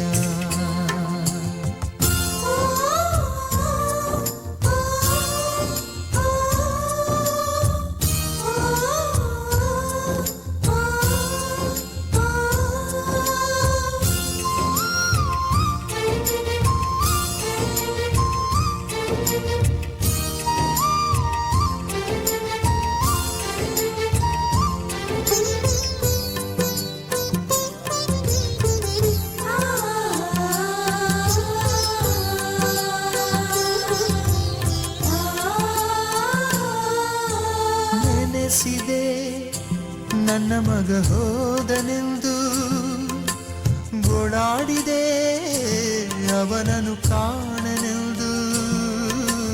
ನೆನೆಸಿದೆ ನನ್ನ ಮಗ ಹೋದನೆಂದು, ಗೋಳಾಡಿದೆ ಅವನನ್ನು ಕಾಣನೆಂದು. ದೇವನು ಏಕೆ ಹೀಗೆ ನನ್ನ ಪೀಡಿಸುತ್ತಾನೆಂದು, ನನಗೇಕೆ ಈ ಪರಿಯ ಶಿಕ್ಷೆಯು ಎಂದು ಹಾಡುವೆ. ಪ್ರಭುವಿಗೆ ಗೀತೆಯ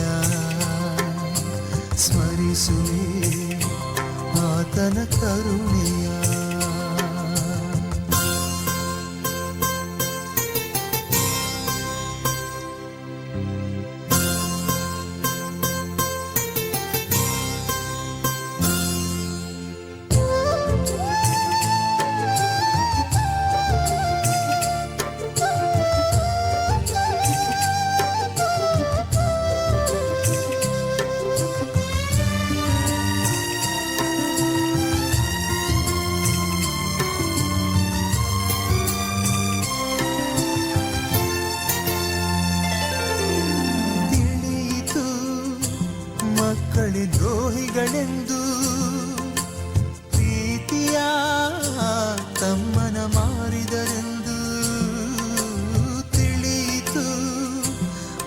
ಮಕ್ಕಳೇ ದ್ರೋಹಿಗಳೆಂದು ಪ್ರೀತಿಯ ತಮ್ಮನ ಮಾರಿದರೆಂದು ದೇವನಾದರೂ ಅವನನ್ನು ಕಾಪಾಡಿದ ಎನ್ನ ಮೇಲೆ ಮರುಕವ ತೋರಿದ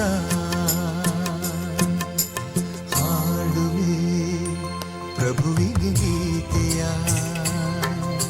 ಸ್ಮರಿಸುವೆ ಆತನ ಕರುಣೆಯ ಹಾಡುವೆ ಪ್ರಭುವಿಗೆ ಗೀತೆಯ ಸ್ಮರಿಸುವೆ ಆತನ ಕರುಣೆಯ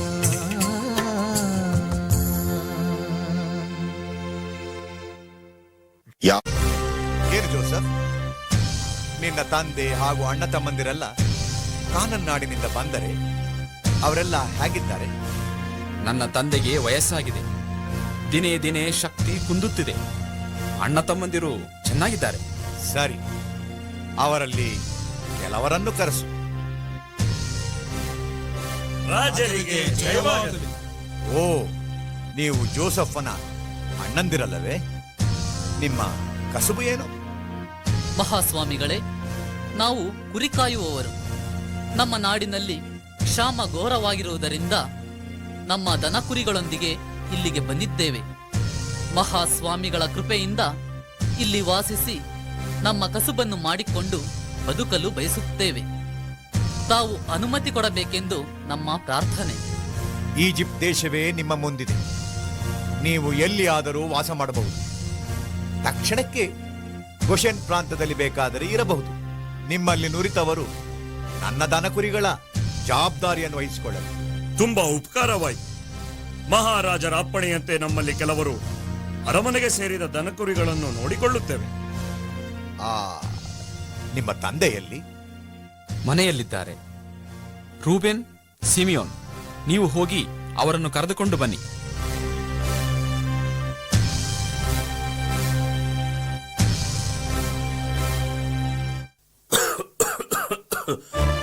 ರಾಜರಿಗೆ ನಮಸ್ಕಾರ.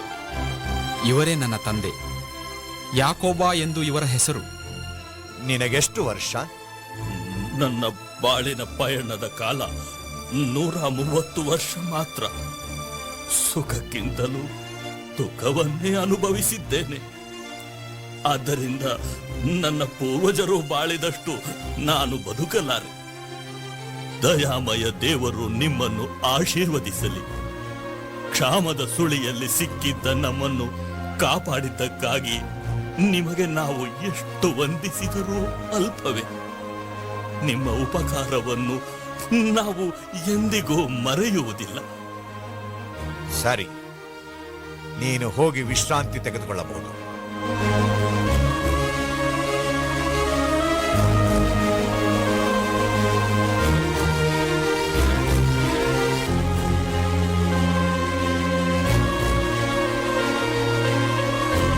ಹರಡಿಕೊಂಡಿದ್ದಾರೆ.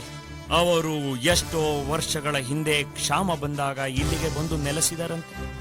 ಆ ಕಾಲದಲ್ಲಿ ಎಲ್ಲ ಕಡೆಯವರು ಇಲ್ಲಿಗೆ ಬಂದು ದವಸ ಧಾನ್ಯಗಳನ್ನು ಕೊಂಡುಕೊಂಡು ಹೋಗುತ್ತಿದ್ದರೆಂದು ಹಿರಿಯರು ಹೇಳುತ್ತಾರೆ. ಆಗ ದೇಶಾಂತರಗೊಂಡು ಧಾನ್ಯ ಭಿಕ್ಷೆಗಾಗಿ ಬಂದವರು ಈಗ ಅವರೇ ಸಾಹುಕಾರರಾಗಿದ್ದಾರೆ. ಹೌದು ಪ್ರಭುಗಳೇ, ಹಿಬ್ರಿಯರು ಈಜಿಪ್ಟಿನವರಿಗಿಂತಲೂ ಅಧಿಕ ಸಂಖ್ಯೆಯಲ್ಲಿದ್ದಾರೆ. ಮೊತ್ತ ಮೊದಲು ಗೋಷೆನ್ ಪ್ರಾಂತ್ಯದಲ್ಲಿ ವಲಸೆ ಬಂದು ನೆಲೆಸಿದವರು ಈಗ ಈಜಿಪ್ಟ್ ನಾಡಿನಲ್ಲೆಲ್ಲ ತುಂಬಿಕೊಂಡಿದ್ದಾರೆ. ಅಷ್ಟೇ ಅಲ್ಲ, ಅವರು ನಮ್ಮವರಿಗಿಂತ ಬಲಾಢ್ಯರು, ನಿಪುಣರೂ ಆಗಿದ್ದಾರೆ.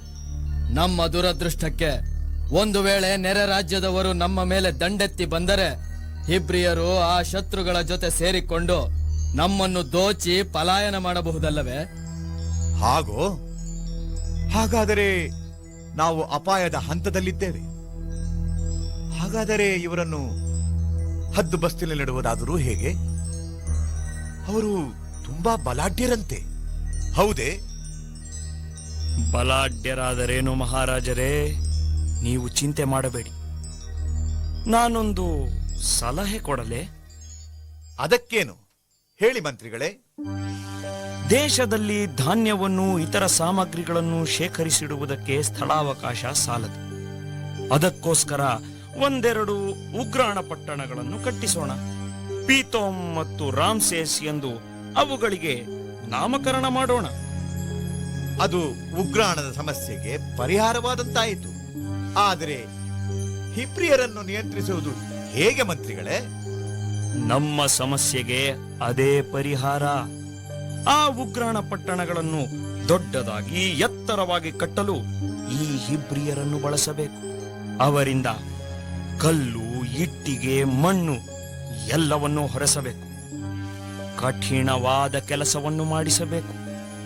ಹೌದು, ಅವರಿಗೆ ಹೆಚ್ಚು ಸಂಬಳ ಕೊಡಬಾರದು, ಬಿಟ್ಟಿ ಕೆಲಸ ಮಾಡಿಸಬೇಕು. ಅಧಿಕಾರಿಗಳು ಅವರಿಗೆ ವಿಶ್ರಾಂತಿಯ ಸಮಯವನ್ನೇ ಕೊಡಬಾರದು. ಹಾ, ಒಳ್ಳೆಯ ಸಲಹೆ. ಉಗ್ರಾಣ ಪಟ್ಟಣಗಳ ನಕ್ಷೆ ಮಾಡಿಸಿರಿ.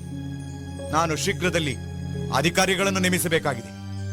ಹಾಗೆಯೇ ಪ್ರತಿಯೊಂದು ಊರಿನಲ್ಲಿರುವ ಹಿಬ್ರಿಯರ ಹೆಸರುಗಳನ್ನು ಪಟ್ಟಿ ಮಾಡಿ, ಯಾರನ್ನೂ ಬಿಡದೆ ಎಲ್ಲರನ್ನೂ ಕೆಲಸಕ್ಕೆ ಕಡ್ಡಾಯವಾಗಿ ಸೇರಿಸಿರಿ. ಯಾರಾದರೂ ತಪ್ಪಿಸಿಕೊಂಡರೆ ಅವರಿಗೆ ಮರಣದಂಡನೆ ವಿಧಿಸಿರಿ. ಹಾಗೆಯೇ ಆಗಲಿ ಮಹಾರಾಜರೇ.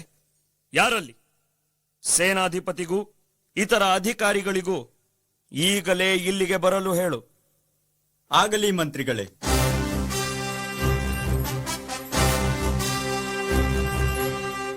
ಸೇನಾಧಿಪತಿಗಳೇ, ಪ್ರತಿಯೊಂದು ಊರಿನಲ್ಲಿರುವ ಹಿಬ್ರಿಯರ ಮೇಲೆ ಕಣ್ಣಿಡಬೇಕು.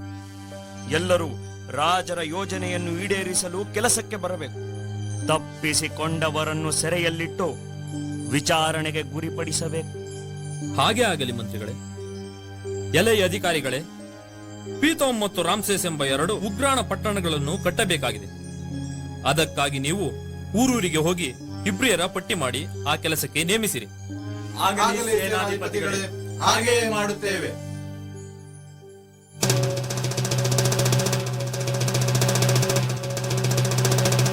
ಕೇಳಿರಿ, ಕೇಳಿರಿ, ಕೇಳಿರಿ. ಎಲ್ಲ ಊರುಗಳಲ್ಲಿರುವ ಹಿಬ್ರಿಯರನ್ನು ರಾಜರ ಕೆಲಸಕ್ಕೆ ಸೇರಿಸಬೇಕಾಗಿದೆ. ಅವರು ಎಲ್ಲೆಲ್ಲಿದ್ದರೂ ಜನರು ಅವರನ್ನು ಬಿಡದೆ ಕಳಿಸಬೇಕು. ತಪ್ಪಿಸಿಕೊಂಡವರನ್ನು ಸೈನಿಕರ ಕೈಗೆ ಒಪ್ಪಿಸಬೇಕು. ಇದು ರಾಜಾಜ್ಞೆ.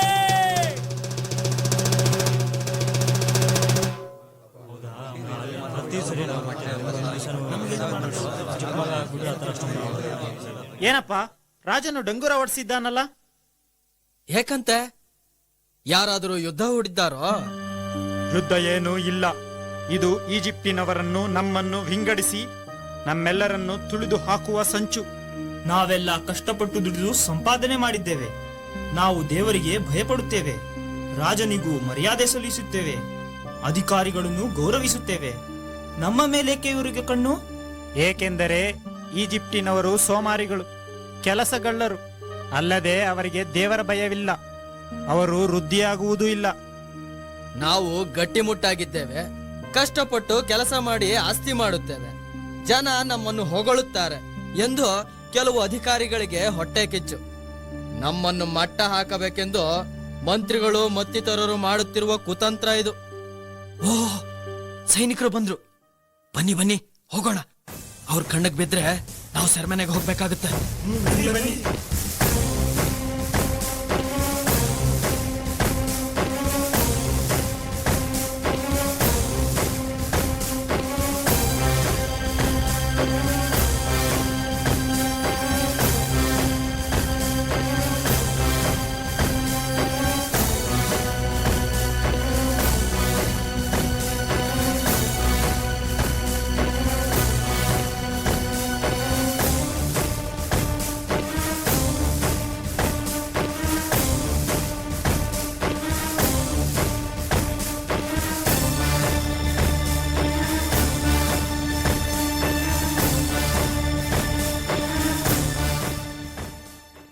ಮಂತ್ರಿಗಳೇ, ಉಗ್ರಾಣದ ಕೆಲಸ ಸರಾಗವಾಗಿ ನಡೆಯುತ್ತಿದೆಯೇ? ಕೆಲಸವೇನೋ ನಡೆಯುತ್ತಿದೆ. ನಮ್ಮ ಅಧಿಕಾರಿಗಳು ನಿಷ್ಠೆಯಿಂದ ಕೆಲಸ ಮಾಡುತ್ತಿದ್ದಾರೆ. ಆದರೆ ಸಮಸ್ಯೆ ಏನು? ಹಿಬ್ರಿಯರ ಸಂಖ್ಯೆ ದಿನೇ ದಿನೇ ಅಧಿಕವಾಗುತ್ತಿದೆ. ಅದಕ್ಕೆ ಪರಿಹಾರ ಒಂದೇ. ಯಾವುದು? ಹಿಬ್ರಿಯ ಗಂಡು ಮಕ್ಕಳನ್ನು ಹುಟ್ಟಿದಾಗಲೇ ಸಾಯಿಸು. ತುಂಬಾ ಒಳ್ಳೆಯ ಸಲಹೆ. ಆಜ್ಞೆ ಹೊರಡಿಸಿರಿ. ಯಾರಲ್ಲಿ? ಸ್ವಾಮಿ. ಸೇವಕ, ಈ ಊರಿನ ಸೂಲಗಿತ್ತಿಯರನ್ನು ಕರೆ. ಅಪ್ಪಣೆ ಮಹಾಸ್ವಾಮಿ. ಸೂಲಗಿತ್ತಿಯರೇ, ನೀವು ಹಿಬ್ರಿಯ ಮಹಿಳೆಯರಿಗೆ ಹೆರಿಗೆ ಮಾಡಿಸುವಾಗ ಅವರು ಹೆರುವ ಮಗು ಗಂಡಾಗಿದ್ದರೆ ಕೊಲ್ಲಬೇಕು, ಹೆಣ್ಣಾಗಿದ್ದರೆ ಉಳಿಸಬೇಕು. ಹಾಗೆಯೇ ಮಾಡುತ್ತೇವೆ ಪ್ರಭು.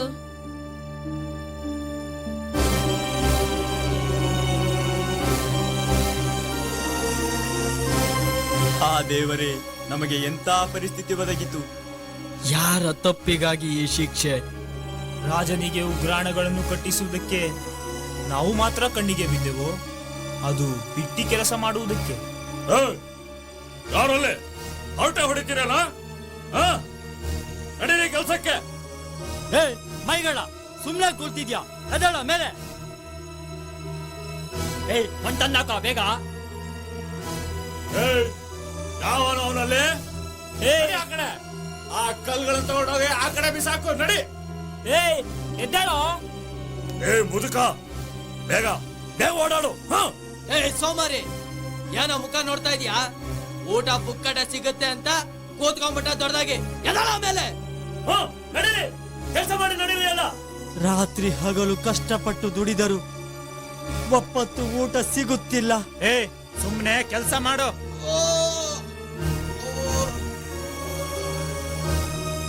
ನನ್ನೇಕೆ ಹೀಗೆ ಹೊಡೆಯುತ್ತೀರಿ? ಏ ಬೇಗ ಬೇಗ ಕೆಲಸ ಮಾಡು. ನಾನು ನನ್ನ ಶಕ್ತಿ ಮೀರಿ ಕೆಲಸ ಮಾಡುತ್ತಿದ್ದೇನೆ. ಏನಂದೆ? ನನಗೆ ಎದುರು ಜವಾಬ್ ಕೊಡ್ತೀಯ ನೀನು? ಓ ದೇವರೇ, ದೇವರೇ, ದಾಸ್ಯದಿಂದ ನಮ್ಮನ್ನು ಯಾವಾಗ ಬಿಡುಗಡೆ ಮಾಡುತ್ತೀರಿ? ಓ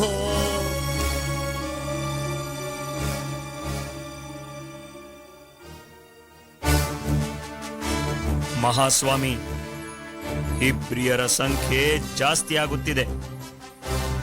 ಹಿಬ್ರಿಯರ ಗಂಡು ಮಕ್ಕಳನ್ನು ಕೊಲ್ಲಲು ಸೂಲಗಿತ್ತಿಯರಿಗೆ ನಾನು ಆಜ್ಞೆ ಮಾಡಿದ್ದೇನಲ್ಲ. ಸೂಲಗಿತ್ತಿಯರನ್ನು ಬರಹೇಳಿ. ಸೂಲಗಿತ್ತಿಯರು ನಿಮ್ಮ ಆಜ್ಞೆಯನ್ನು ಪಾಲಿಸಿದಂತೆ ಕಾಣುವುದಿಲ್ಲ. ಫರೋ ರಾಜರಿಗೆ ನಮಸ್ಕಾರ. ನೀವು ಗಂಡು ಮಕ್ಕಳನ್ನು ಕೊಲ್ಲದೆ ಉಳಿಸಿದ್ದು ಏಕೆ?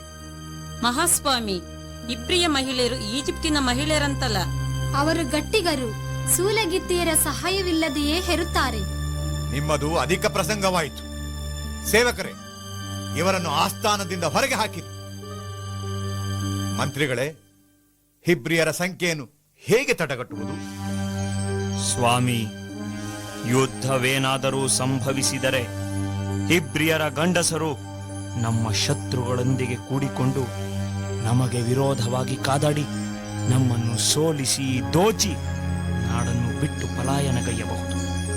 ಆದ್ದರಿಂದ ಗಂಡಸರು ವೃದ್ಧಿಯಾಗಬಾರದು. ಅದು ಹೇಗೆ ಸಾಧ್ಯ? ಹಿಬ್ರಿಯರ ಗಂಡು ಕೂಸುಗಳನ್ನೆಲ್ಲ ನೈಲ್ ನದಿಯಲ್ಲಿ ಹಾಕಿದರೆ ಸಾಧ್ಯವಾಗುತ್ತದೆ. ಹಾಗೆಯೇ ಮಾಡಿರಿ. ರಾಜಾಜ್ಞೆ ಹೊರಡಿಸಿರಿ.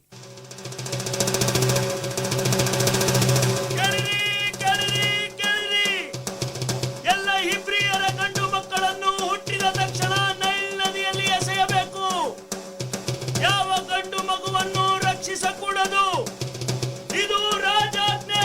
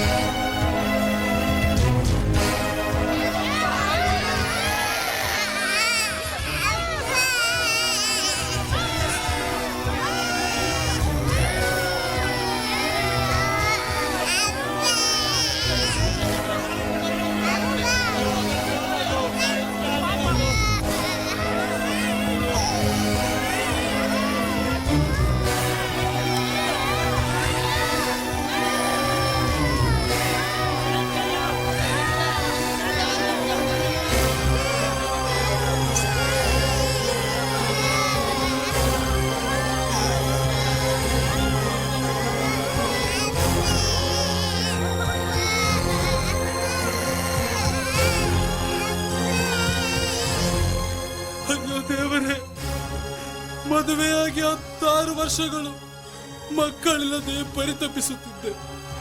ದೇವರ ದಯೆಯಿಂದ ಹುಟ್ಟಿದ ಮಗನು ನಿರ್ಫಲಾದನೆ.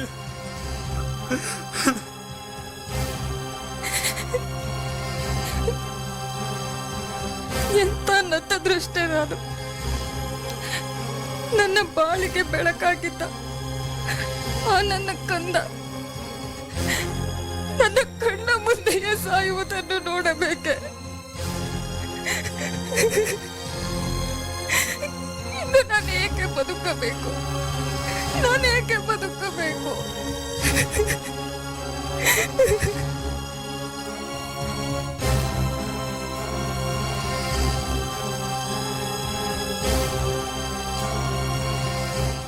ಫರೋಹನ ಮಗು ತೇಲಿ ಬರುತ್ತದೆ. ಆ ಮಗುವಿಗೆ ಮೋಶೆ ಎಂದು ಹೆಸರಿಡುತ್ತಾರೆ.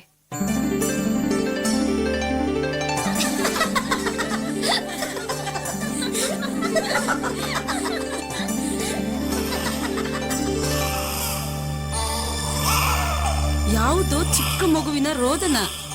ಹೌದು, ಸೈನಿಕರು ಹಿಬ್ರಿಯರ ಮಕ್ಕಳನ್ನು ನದಿಯಲ್ಲಿ ಬಿಸಾಡುತ್ತಾರೆ. ಪಾಪ, ಸ್ವಲ್ಪ ಸಮಯದಲ್ಲಿ ಅದು ನೀರಿನಲ್ಲಿ ಸಮಾಧಿಯಾಗುತ್ತದೆ. ಹಾ, ಅಗೋ, ಯಾವುದೋ ಬುಟ್ಟಿ. ಹೌದು ಹೌದು, ಮಗು ಬುಟ್ಟಿಯಲ್ಲಿದೆ. ಹೌದಾ? ಎಷ್ಟು ಸುಂದರವಾದ ಮಗು.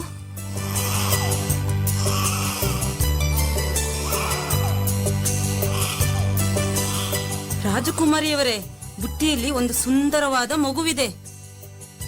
ಅದನ್ನು ಇಲ್ಲಿಗೆ ತೆಗೆದುಕೊಂಡು ಬಾ.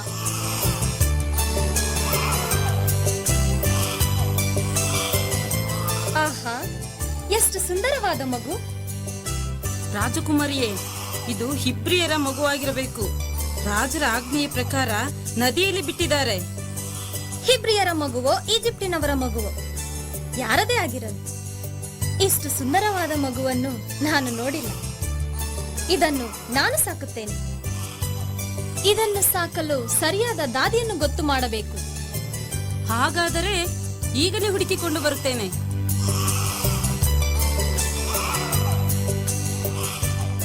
ರಾಜಕುಮಾರಿಯವರೇ, ನೀವು ಬಯಸಿದಂತೆ ಒಬ್ಬ ದಾದಿಯನ್ನು ಕರೆತಂದಿದ್ದೇನೆ.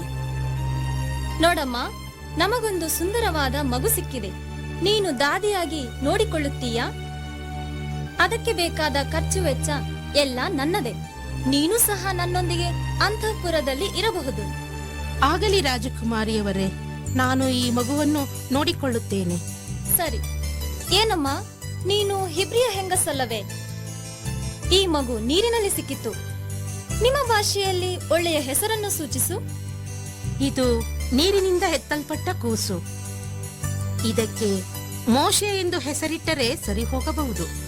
ಹೌದು, ದೇವರೇ ಇದನ್ನು ಕಾಪಾಡಿದರೆ ಮೋಶೆ ಎಂದೇ ಕರೆಯೋಣ.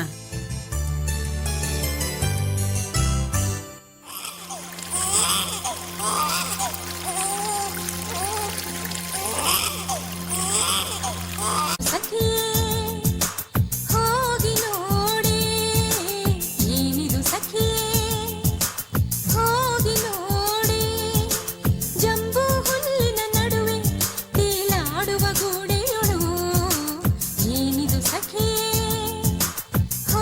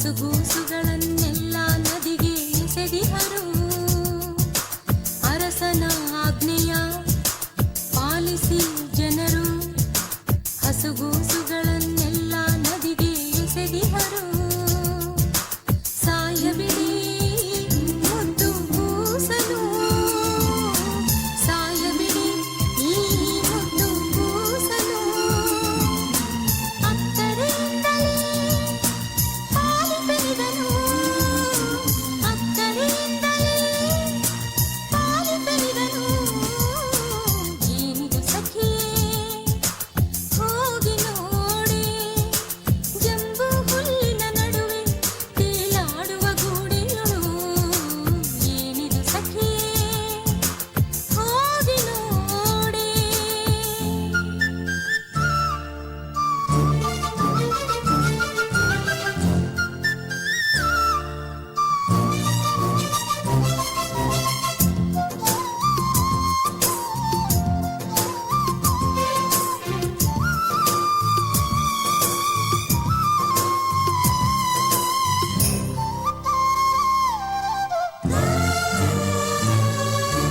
ನದಿಯಲ್ಲಿ ಮುಳುಗದೆ ತೇಲಿದ ಶಿಶುವನ್ನು ಮೋಶೆ ಎಂದಳು ರಾಜಕುಮಾರಿ ನದಿಯಲ್ಲಿ ಮುಳುಗದೆ ತೇಲಿದ ಶಿಶುವನ್ನು ಮೋಶೆ ಎಂದಳು ರಾಜಕುಮಾರಿ ಆಸೆಯ ತೊರೆದೊಮ್ಮೆ ಮರುಗಿದ ತಾಯಿ ಆಸೆಯ ತೊರೆದೊಮ್ಮೆ ಮರುಗಿದ ತಾಯಿ ಹಾಲೂಡಿಸ ಬಂದಳು ದಾದಿಯಾಗಿ ಹಾಲೂಡಿಸ ಬಂದಳು ದಾದಿಯಾಗಿ ಏನಿದು ಸಖಿಯೇ ಹೋಗಿ ನೋಡಿ ಜಂಬು ಹುಲ್ಲಿನ ನಡುವೆ ತೇಲಾಡುವ ಗೂಡೆಯಳು ಏನಿದು ಸಖಿಯೇ ಹೋಗಿ ನೋಡಿ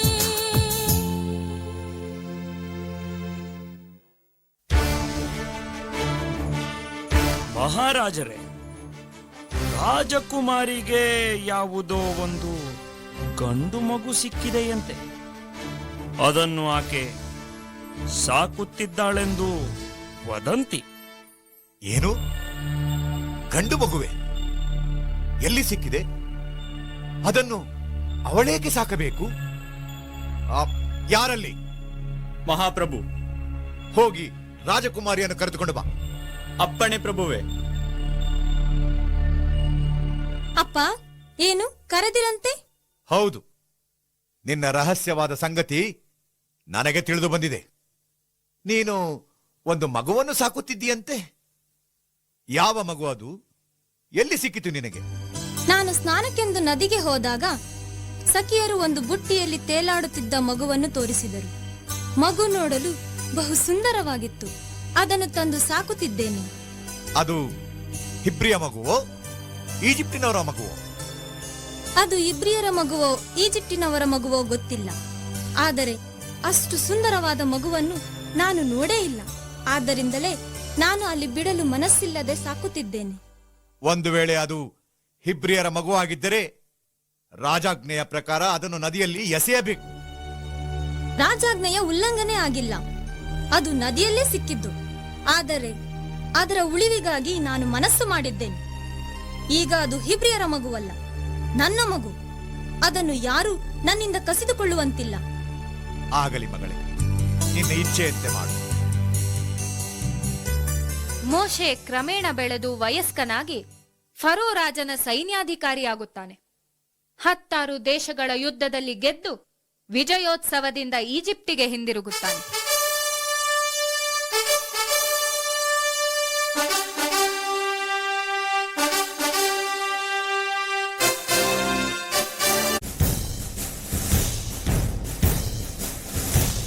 ಬಿಲ್ಲು, ಬಾಣ ಮತ್ತು ಕುಸ್ತಿಗಳಲ್ಲಿ ಪ್ರಥಮ ಸ್ಥಾನ ಪಡೆದವನು. ಹೇ, ಹೌದು ಹೌದು, ಅವನೇ ಮೋಶೆ. ಏಕೆ ಭಯಪಡುತ್ತೀರಿ? ನಾನು ಬಿಲ್ಲು ಬಾಣ ತಂದಿದ್ದೇನೆಂದು ಭಯವಾಯಿತೆ? ಹೌದು, ಅಷ್ಟೇ ಅಲ್ಲ, ತಾವು ರಾಜ್ಕುಮಾರನಿಗೆ ಸಮಾನರು, ಅರಮನೆಯಲ್ಲಿ ಇರುವವರು. ನಮ್ಮ ಪ್ರಾಣವೇ ನಿಮ್ಮ ಕೈಯಲ್ಲಿದೆ. ಆದ್ದರಿಂದ ನಾನು ರಾಜಕುಮಾರನಿಗೆ ಸಮಾನನಾಗಿರಬಹುದು, ಆದರೆ ನಾನು ನಿಮ್ಮಂತೆ ಮನುಷ್ಯನೇ. ರಾಜನಾದರೇನು, ಕೆಲಸಗಾರನಾದರೇನು, ಎಲ್ಲರೂ ಮಾನವ ಸ್ವಭಾವವುಳ್ಳವರು ತಾನೆ. ರಾಜರು ಮನುಷ್ಯರೇನೋ ಸರಿ, ಆದರೆ ಅವರಿಗೂ ನಮಗೂ ಎಷ್ಟೋ ಅಂತರವಿದೆ. ನಾವು ನಿಮಗೆ ಸಮಾನರಾಗಿರಲು ಸಾಧ್ಯವೇ? ಅದೆಲ್ಲ ಈಗ ಮಾತಾಡಬೇಕಿಲ್ಲ. ನಾನು ಚರ್ಚೆ ಮಾಡಲು ಬಂದಿಲ್ಲ. ಈಗ ಹೇಳಿ, ನೀವು ಎಷ್ಟು ದಿನದಿಂದ ಕೆಲಸ ಮಾಡುತ್ತಿದ್ದೀರಿ? ನಿಮಗೆ ಸಂಬಳ ಸರಿಯಾಗಿ ಸಿಗುತ್ತಿದೆ ತಾನೇ? ಸ್ವಾಮಿ, ನಾವು ಕಾನಾನ್ ನಾಡಿನವರು. ನಮ್ಮ ಪೂರ್ವಜರಾದ ಯಾಕೋಬರು ಮತ್ತು ಅವರ ಮಕ್ಕಳು ಕ್ಷಾಮವನ್ನು ತಾಳಲಾರದೆ ಈ ದೇಶಕ್ಕೆ ವಲಸೆ ಬಂದು ನೆಲೆಸಿದರು. ಆಗ ರಾಜ್ಯವಾಳುತ್ತಿದ್ದ ಅರಸ ನಮಗೆ ಆಶ್ರಯ ನೀಡಿದ್ದ. ಜೋಸೆಫ್ ಅವನ ಅಧಿಕಾರಿಯಾಗಿದ್ದ. ಅವರ ಕೃಪೆಯಿಂದ ಯಾಕೋಬ ಮತ್ತು ಅವರ ಕುಟುಂಬಸ್ಥರಿಗೆ ಇಲ್ಲಿ ವಾಸ ಮಾಡಲು ಸ್ಥಳಾವಕಾಶ ಧಾರಾಳವಾಗಿ ದೊರಕಿತು. ಈ ನಾಡಿನಲ್ಲಿ ಇಬ್ರಿಯರಾದ ನಮ್ಮ ಅಭಿವೃದ್ಧಿಯನ್ನು ಸಹಿಸದೆ ಕೆಲವರು ರಾಜರಿಗೆ ದೂರು ಕೊಟ್ಟು ನಮ್ಮನ್ನು ತುಳಿಯಬೇಕೆಂದು ಕೆಟ್ಟ ಯೋಚನೆ ಮಾಡಿದರು. ಕೆಲವು ದಿನಗಳ ಹಿಂದೆ ಗಂಡು ಮಕ್ಕಳನ್ನೆಲ್ಲ ನದಿಗೆ ಎಸೆಯಬೇಕೆಂದು ಸೂಲಗಿತ್ತಿಯರಿಗೂ ದಾದಿಯರಿಗೂ ಕಟ್ಟಾಜ್ಞೆ ಮಾಡಿದರು. ಆದರೂ ದಾದಿಯರು ಈ ಆಜ್ಞೆಯನ್ನು ಯಾವಾಗಲೂ ಪಾಲಿಸಲಿಲ್ಲ. ಮಕ್ಕಳನ್ನು ಸಾಯಿಸಲು ಅವರಿಗೆ ಮನಸ್ಸು ಬರಲಿಲ್ಲ. ನಾವು ಹೇಗೋ ಉಳಿದುಕೊಂಡೆವು. ಅರಸನು ನಮ್ಮನ್ನು ತುಳಿಯುವುದಕ್ಕಾಗಿ ಉಗ್ರಾಣ ಪಟ್ಟಣಗಳನ್ನು ಕಟ್ಟಿಸಿದ. ನಮ್ಮನ್ನು ಬಿಟ್ಟಿ ಕೆಲಸಕ್ಕಾಗಿ ಬಳಸಿಕೊಂಡ. ಮಣ್ಣೊಗೆಯುವುದು, ಕಲ್ಲು ಒಡೆಯುವುದು, ಇಟ್ಟಿಗೆ ಸುಡುವುದು ಮಾಡುತ್ತಿದ್ದೇವೆ. ಈ ಕೆಲಸಗಳಿಂದ ನಮ್ಮ ಮೈ ಮುರಿಯುತ್ತಿದ್ದರೂ ಈಗಲೂ ಅದೇ ಬಿಟ್ಟಿ ಕೆಲಸ ಮಾಡುತ್ತಿದ್ದೇವೆ. ನಮಗಾಗಿ ಹೋರಾಡುವವರು ಯಾರೂ ಇಲ್ಲ. ನಿಮ್ಮದು ನಿಜಕ್ಕೂ ಒಂದು ದಾರುಣ ಕಥೆಯಾಗಿದೆ. ದೇವರು ನಿಮ್ಮನ್ನು ಈ ಪರಿಸ್ಥಿತಿಯಿಂದ ಬಿಡುಗಡೆ ಮಾಡಬಲ್ಲರು. ದೇವರಿಗೆ ಮನುಷ್ಯನ ಆಲೋಚನೆಗಳೆಲ್ಲವೂ ತಿಳಿಯುತ್ತದೆ. ಅವರಿಂದ ಏನನ್ನೂ ಮರೆಯಿಸಲಾಗುವುದಿಲ್ಲ. ಅಷ್ಟೇ ಅಲ್ಲ, ಅನ್ಯಾಯ ಅಕ್ರಮಗಳಿಗೆಲ್ಲ ತಕ್ಕ ಶಿಕ್ಷೆಯನ್ನು ಅವರು ಕೊಟ್ಟೇ ಕೊಡುತ್ತಾರೆ. ಅವರಿಂದ ತಪ್ಪಿಸಿಕೊಳ್ಳಲು ಯಾರಿಂದಲೂ ಸಾಧ್ಯವಿಲ್ಲ. ತಿಳಿಯಿತೆ? ತಾವು ಈಜಿಪ್ಟಿನ ಅರಸರಂತಿದ್ದರೂ ನಮ್ಮ ಧರ್ಮ ಬೋಧಕರಂತೆ ಮಾತಾಡುತ್ತಿದ್ದೀರಲ್ಲ. ತಾವು ನಿಜಕ್ಕೂ ಫರೋಹನ ಕುಲಕ್ಕೆ ಸೇರಿದವರೋ? ನೋಡಿ, ಕುಲಗೋತ್ರದ ಬಗ್ಗೆ ಚರ್ಚೆ ಬೇಡ. ನಿಮ್ಮ ಪರಿಸ್ಥಿತಿ ನನಗೆ ಅರಿವಾಯಿತು. ನಾನು ಬರುತ್ತೇನೆ. ನಿಮಗೆ ತುಂಬಾ ವಂದನೆಗಳು. ದೇವರು ನಿಮ್ಮನ್ನು ಹರಸಲಿ. ಏಯ್, ಈ ಮನುಷ್ಯ ನಿಜಕ್ಕೂ ಈಜಿಪ್ಟಿನವನಲ್ಲ. ಅವನ ಮುಖಚರ್ಯೆ, ಅವನ ಮಾತು ಎಲ್ಲ ಈತ ಬೇರೆ ಕುಲದವನೆಂದು ಸಾರುತ್ತದೆ. ಈತ ಮಾತಾಡುವುದನ್ನು ಕೇಳಿದಾಗ ನಮ್ಮವನೇ ಎಂದು ತೋರುತ್ತೆ.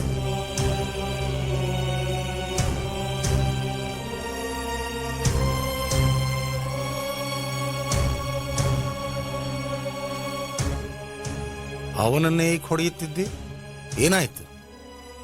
ಸ್ವಾಮಿ, ತಾವು ಅರಮನೆಯಿಂದ ಬಂದಿದ್ದೀರಿ. ಈ ಮನುಷ್ಯ ನನ್ನನ್ನು ಬಹಳ ಹೊಡೆಯುತ್ತಿದ್ದಾನೆ. ಅವನನ್ನೇ ಏಕೆ ಹೊಡೆದೆ? ಅವನು ಕೆಲಸವನ್ನು ಸರಿಯಾಗಿ ಮಾಡುವುದಿಲ್ಲ. ಈತ ಹಿಬ್ರಿಯನಾದ್ರಿಂದ ಬಿಟ್ಟಿ ಕೆಲಸ ಮಾಡುವುದು ಅವನ ಕರ್ತವ್ಯ. ಹಿಬ್ರಿಯನಾದರೇನು, ಈಜಿಪ್ಟಿನವನಾದರೇನು, ಕೆಲಸ ಮಾಡುವುದು ಎಲ್ಲರ ಕರ್ತವ್ಯ. ಎಲ್ಲರೂ ಮನುಷ್ಯರೇ. ಮನುಷ್ಯನು ತನ್ನ ಬೆವರಿನ ದುಡಿಮೆಯಿಂದ ಬದುಕಬೇಕೆಂದು ದೇವರ ಆಜ್ಞೆ. ಇಬ್ರಿಯರು ಮಾತ್ರ ಬಿಟ್ಟಿ ಕೆಲಸ ಮಾಡಬೇಕು, ಈಜಿಪ್ಟಿನವರು ಪ್ರೇಕ್ಷಕರಾಗಿರಬೇಕು. ಇದು ಯಾವ ಧರ್ಮ? ಹಿಬ್ರಿಯರು ಕೆಲಸ ಮಾಡಬೇಕೆಂಬುದು ಫರೋವನ ಆಜ್ಞೆ. ಸೈನಿಕರಿಗೆ ದೂರು ಕೊಟ್ಟರೆ ಅವರು ಈತನನ್ನು ಸಾಯಿಸಬಲ್ಲರು. ಏನಂದೆ? ಸೈನಿಕರಿಗೆ ದೂರು ಕೊಟ್ಟರೆ ಈತನನ್ನು ಸಾಯಿಸುವರೆ? ಈಗ ಸೈನಿಕರಿಗಿಂತ ಮೇಲಾದವನು ನಾನು, ನಿನಗೆ ಗೊತ್ತೋ? ಈಗ ಬಾ ನೋಡೋಣ, ಯಾರು ಯಾರನ್ನು ಸಾಯಿಸಬಲ್ಲರೆ.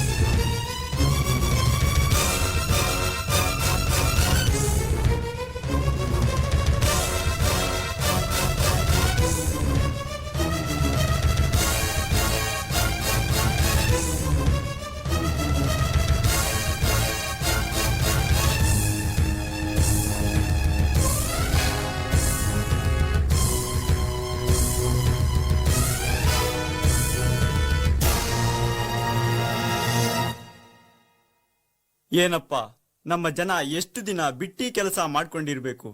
ಎಷ್ಟು ದಿನ ಈ ಸೈನಿಕರ ಕೈಯಲ್ಲಿ ಒಡಿಸ್ಕೊಂಡಿರ್ಬೇಕು? ಇದಕ್ಕೆ ಕೊನೆಯೇ ಇಲ್ಲವೇ?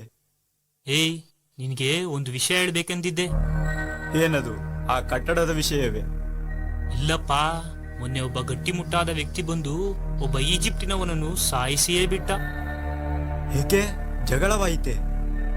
ಹೌದು, ಜಗಳ ಏಕೆ ಅಂದ್ರೆ ಈಜಿಪ್ಟಿನವನು ನಮ್ಮವರಲ್ಲೊಬ್ಬನನ್ನು ಹಿಡಿದು ಬಾರಿಸುತ್ತಿದ್ದ. ಆ ಸಮಯಕ್ಕೆ ಸರಿಯಾಗಿ ಒಬ್ಬ ಗಟ್ಟಿಮುಟ್ಟಾದ ಮನುಷ್ಯ ಬಂದು, ಏಕೆ ಹೊಡೆಯುತ್ತಿದ್ದೀಯಾ ಎಂದು ಕೇಳಿದ. ಅದಕ್ಕೆ ಅವನು ಈ ಹಿಬ್ರಿಯನು ಕೆಲಸ ಸರಿಯಾಗಿ ಮಾಡುವುದಿಲ್ಲ ಎಂದು ಆರೋಪಿಸಿದ. ಅದಕ್ಕೆ ಆ ಮನುಷ್ಯ, ಹಿಬ್ರಿಯರು ಮಾತ್ರ ಕೆಲಸ ಮಾಡಬೇಕೋ? ಈಜಿಪ್ಟಿನವರು ಬರೀ ಪ್ರೇಕ್ಷಕರೋ ಎಂದದ್ದಕ್ಕೆ ಆ ಈಜಿಪ್ಟಿನವನು ಸೈನಿಕರಿಗೆ ತಿಳಿಸುತ್ತೇನೆಂದು ಬೆದರಿಸಿದ. ತಕ್ಷಣ ಆ ಮನುಷ್ಯ ಆ ಈಜಿಪ್ಟಿನವನನ್ನು ಹಿಡಿದು ಸಾಯಿಸಿಯೇ ಬಿಟ್ಟ. ಹೌದಾ? ಅಪ್ಪ, ದೇವರು ನಮ್ಮನ್ನು ಕಾಪಾಡುವುದಕ್ಕಾಗಿ ಯಾರನ್ನಾದರೂ ಹೀಗೆ ಕಳಿಸಿದ್ದಾರಲ್ಲ. ದೇವರಿಗೆ ನಮ್ಮ ಪ್ರಾರ್ಥನೆ ಗೋಳು ಮುಟ್ಟಿರಬೇಕು. ಆಗಲಿ, ನೋಡೋಣ. ಏಯ್, ಏನ ಆ ಕಲ್ಲನ್ನ ಇಲ್ಲಿವರೆಗೂ ನಾನು ಎತ್ತಿದ್ದೆ, ನೀನ್ ಪುನಃ ಅದೇ ಸ್ಥಳಕ್ಕೆ ತಳ್ತಾ ಇದೆಯಲ್ಲ, ಇದು ನ್ಯಾಯವೋ? ಅದನ್ನು ಯಾರೆತ್ತಿದ್ದೋ ನನಗ್ ಗೊತ್ತಿಲ್ಲ. ಅದು ದಾರಿಗೆ ಅಡ್ಡವಾಗಿದೆ. ಅದನ್ನು ತಳ್ಳುವುದರಿಂದ ದಾರಿ ಹೋಕರು ಸರಾಗವಾಗಿ ಹೋಗಬಹುದು. ಓಹೋ, ದಾರಿ ಹೋಕರು ನಮಗ್ ಸಂಬಳ ಕೊಡ್ತಾರೋ? ಆ ಮೇಸ್ತ್ರಿ ಬಂದು ಕೆಲ್ಸ ಆಗಿಲ್ಲ ಅಂತ ಬೈತಿದ್ದಾನೆ. ನಾನು ಅವನಿಂದ ಹೊಡೆಸ್ಕೊಳ್ಬೇಕು ಅಂತ ಹೀಗೆ ಮಾಡ್ತಿದ್ಯೋ? ಹೊಡೆಸ್ಕೊಳ್ತೀಯೋ ಬೈಸ್ಕೊಳ್ತೀಯೋ ಅದಕ್ಕೂ ನನಗೂ ಸಂಬಂಧ ಇಲ್ಲ. ಏನು ಬೇಕಾದ್ರೂ ಮಾಡು.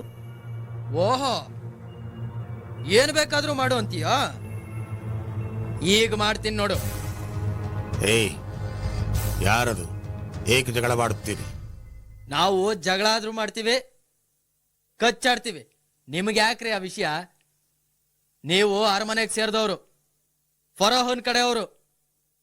ನಾನು ಫೆರೋಹನ ಕಡೆಯವನಾಗಿರಬಹುದು, ಆದರೆ ನಾನು ಕೂಡ ಒಬ್ಬ ಮನುಷ್ಯ. ನಿಮ್ಮ ವ್ಯಾಜ್ಯಕ್ಕೆ ಕಾರಣ ಹೇಳಿದರೆ ವ್ಯಾಜ್ಯ ತೀರಿಸುತ್ತೇನೆ. ಓಹೋ, ಅಂದು ಆ ಈಜಿಪ್ಟಿನವನನ್ನು ಒಂದೇ ಏಟಿಗೆ ಸಾಯಿಸಿದಂತೆ ನಮ್ಮನ್ನು ಸಾಯಿಸಲು ಬಂದಿದ್ದೀಯಾ? ಸಾವಿನಿಂದ ವ್ಯಾಜ್ಯ ಕೊನೆಯಾಗಬೇಕೆಂದು ನಿನ್ನ ಇಚ್ಛೆಯೋ? ಹಾ, ನಿನಗೆ ಯಾರು ಹೇಳಿದ್ದು ನಾನು ಸಾಯಿಸಿದವನು ಅಂತ? ಗುಟ್ಟು ರಟ್ಟಾಯಿತಲ್ಲ.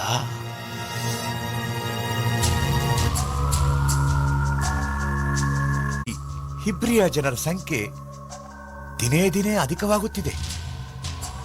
ಗಂಡು ಮಕ್ಕಳನ್ನು ನೈಲ್ ನದಿಗೆ ಎಸೆಯಬೇಕೆಂದು ಆಜ್ಞೆ ಮಾಡಿದೆ. ಅವರಿಂದ ಬಿಟ್ಟಿ ಕೆಲಸ ಮಾಡಿಸಬೇಕೆಂದು ತೀರ್ಮಾನಿಸಿ ಹಾಗೆ ಮಾಡಿದ್ದೂ ಆಯಿತು. ಆದರೂ ಅವರು ಪ್ರಬಲರಾಗಿಯೇ ಕಾಣುತ್ತಾರಲ್ಲ. ಅಷ್ಟೇ ಅಲ್ಲ, ಇನ್ನೊಂದು ವಿಷಯ ಮಹಾರಾಜರೇ, ತಮಗೂ ಗೊತ್ತಿರಬಹುದೆಂದು ಕಾಣುತ್ತೆ. ಏನು ಸಮಾಚಾರ? ಹೇಳಿ ಮಂತ್ರಿಗಳೇ. ಅದೇ ಆ ಮೋಶೆಯ ವಿಷಯ. ಮೋಶೆಯೋ? ಅವನು ಗಟ್ಟಿಮುಟ್ಟಾಗಿದ್ದಾನೆ. ಅವನನ್ನು ಸೇನಾಧಿಕಾರಿಯನ್ನಾಗಿ ನೇಮಿಸಲು ತೀರ್ಮಾನಿಸಿದ್ದೇನೆ. ಅವನನ್ನು ಯುದ್ಧಕ್ಕೆ ಕಳಿಸಿದರೆ ನಮಗೆ ಜಯವಾಗುವುದರಲ್ಲಿ ಸಂದೇಹವಿಲ್ಲ. ಮೋಶೆ ಯುದ್ಧಕ್ಕೆ ಹೋಗುವ ಮುಂಚೆಯೇ ತನ್ನ ಶಕ್ತಿಯನ್ನು ತೋರಿಸುತ್ತಿದ್ದಾನೆ. ವ್ಯಾಜ್ಯ ಮಾಡುತ್ತಿದ್ದರೆ ಅವರಲ್ಲಿ ಒಬ್ಬನನ್ನು ಹಿಡಿದು ಹೊಡೆಯುತ್ತಾನೆ. ಅಷ್ಟೇ ಅಲ್ಲ, ಒಂದೇ ಏಟಿಗೆ ಸಾಯಿಸಿ ಬಿಡುತ್ತಾನೆ. ನಮ್ಮ ನಾಡಿನಲ್ಲೇ ಶಕ್ತಿ ತೋರಿಸುತ್ತಾನೆಯೇ? ಬೇಷ್, ಅವನು ನಿಜಕ್ಕೂ ಶಕ್ತಿಶಾಲಿ.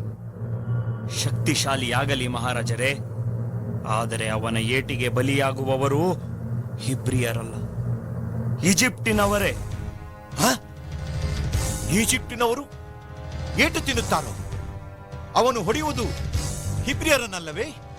ಖಂಡಿತ ಅಲ್ಲ, ಖಂಡಿತ ಹಿಬ್ರಿಯರನ್ನಲ್ಲ. ಈಜಿಪ್ಟಿನವರನ್ನೇ ಸಾಯಿಸಿ ಅಲ್ಲಲ್ಲೇ ಹೂತು ಬಿಡುತ್ತಾನೆ.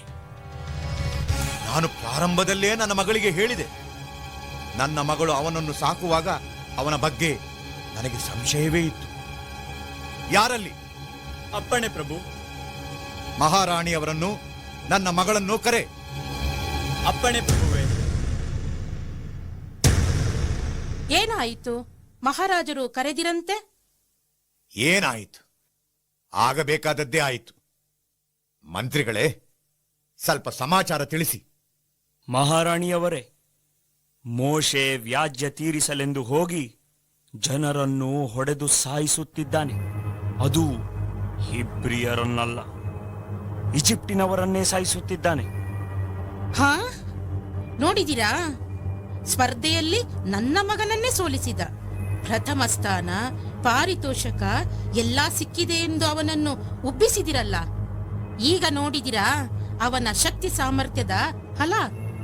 ಹಿಬ್ರಿಯ ರಕ್ತ ಅವನಲ್ಲಿ ಓಡುತ್ತಿದೆ.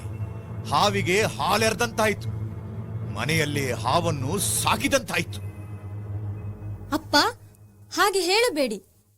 ನಾನು ಸಾಕಿದ ಮೋಶೆ ಅಂಥ ವಿಷಪೂರಿತ ಹಾವಲ್ಲ. ಅವನು ಯಾವಾಗಲೂ ನ್ಯಾಯಕ್ಕಾಗಿ ಹೋರಾಡುವಂತವನು. ಅನ್ಯಾಯದಿಂದ ಏನೂ ಮಾಡಲಾರ. ಇದು ನಿಶ್ಚಯ. ಬೇಕಾದರೆ ವಿಚಾರಣೆ ಮಾಡಿ ನೋಡಿ. ಹಾವಿನಿಂದ ಕಚ್ಚಿಸಿಕೊಂಡ ಮೇಲೆ ಏನು ವಿಚಾರಣೆ ಮಾಡುವುದು? ಅವನನ್ನು ಮೊತ್ತ ಮೊದಲು ಸಾಯಿಸಬೇಕು. ಇಲ್ಲದಿದ್ದರೆ ನನ್ನ ಮಗನೇ ಅವನಿಗೆ ಬಲಿಯಾಗುವ ದಿನ ದೂರವಿಲ್ಲ. ಹೌದು ಹೌದು, ಮೊದಲು ಅವನನ್ನು ಹಿಡಿದು ಸೆರೆಯಲ್ಲಿಡಬೇಕು. ಮಂತ್ರಿಗಳು, ಮೋಶೆಯನ್ನು ಹಿಡಿದು ತನ್ನಿರಿ. ಆಗಲಿ ಮಹಾರಾಜರೇ.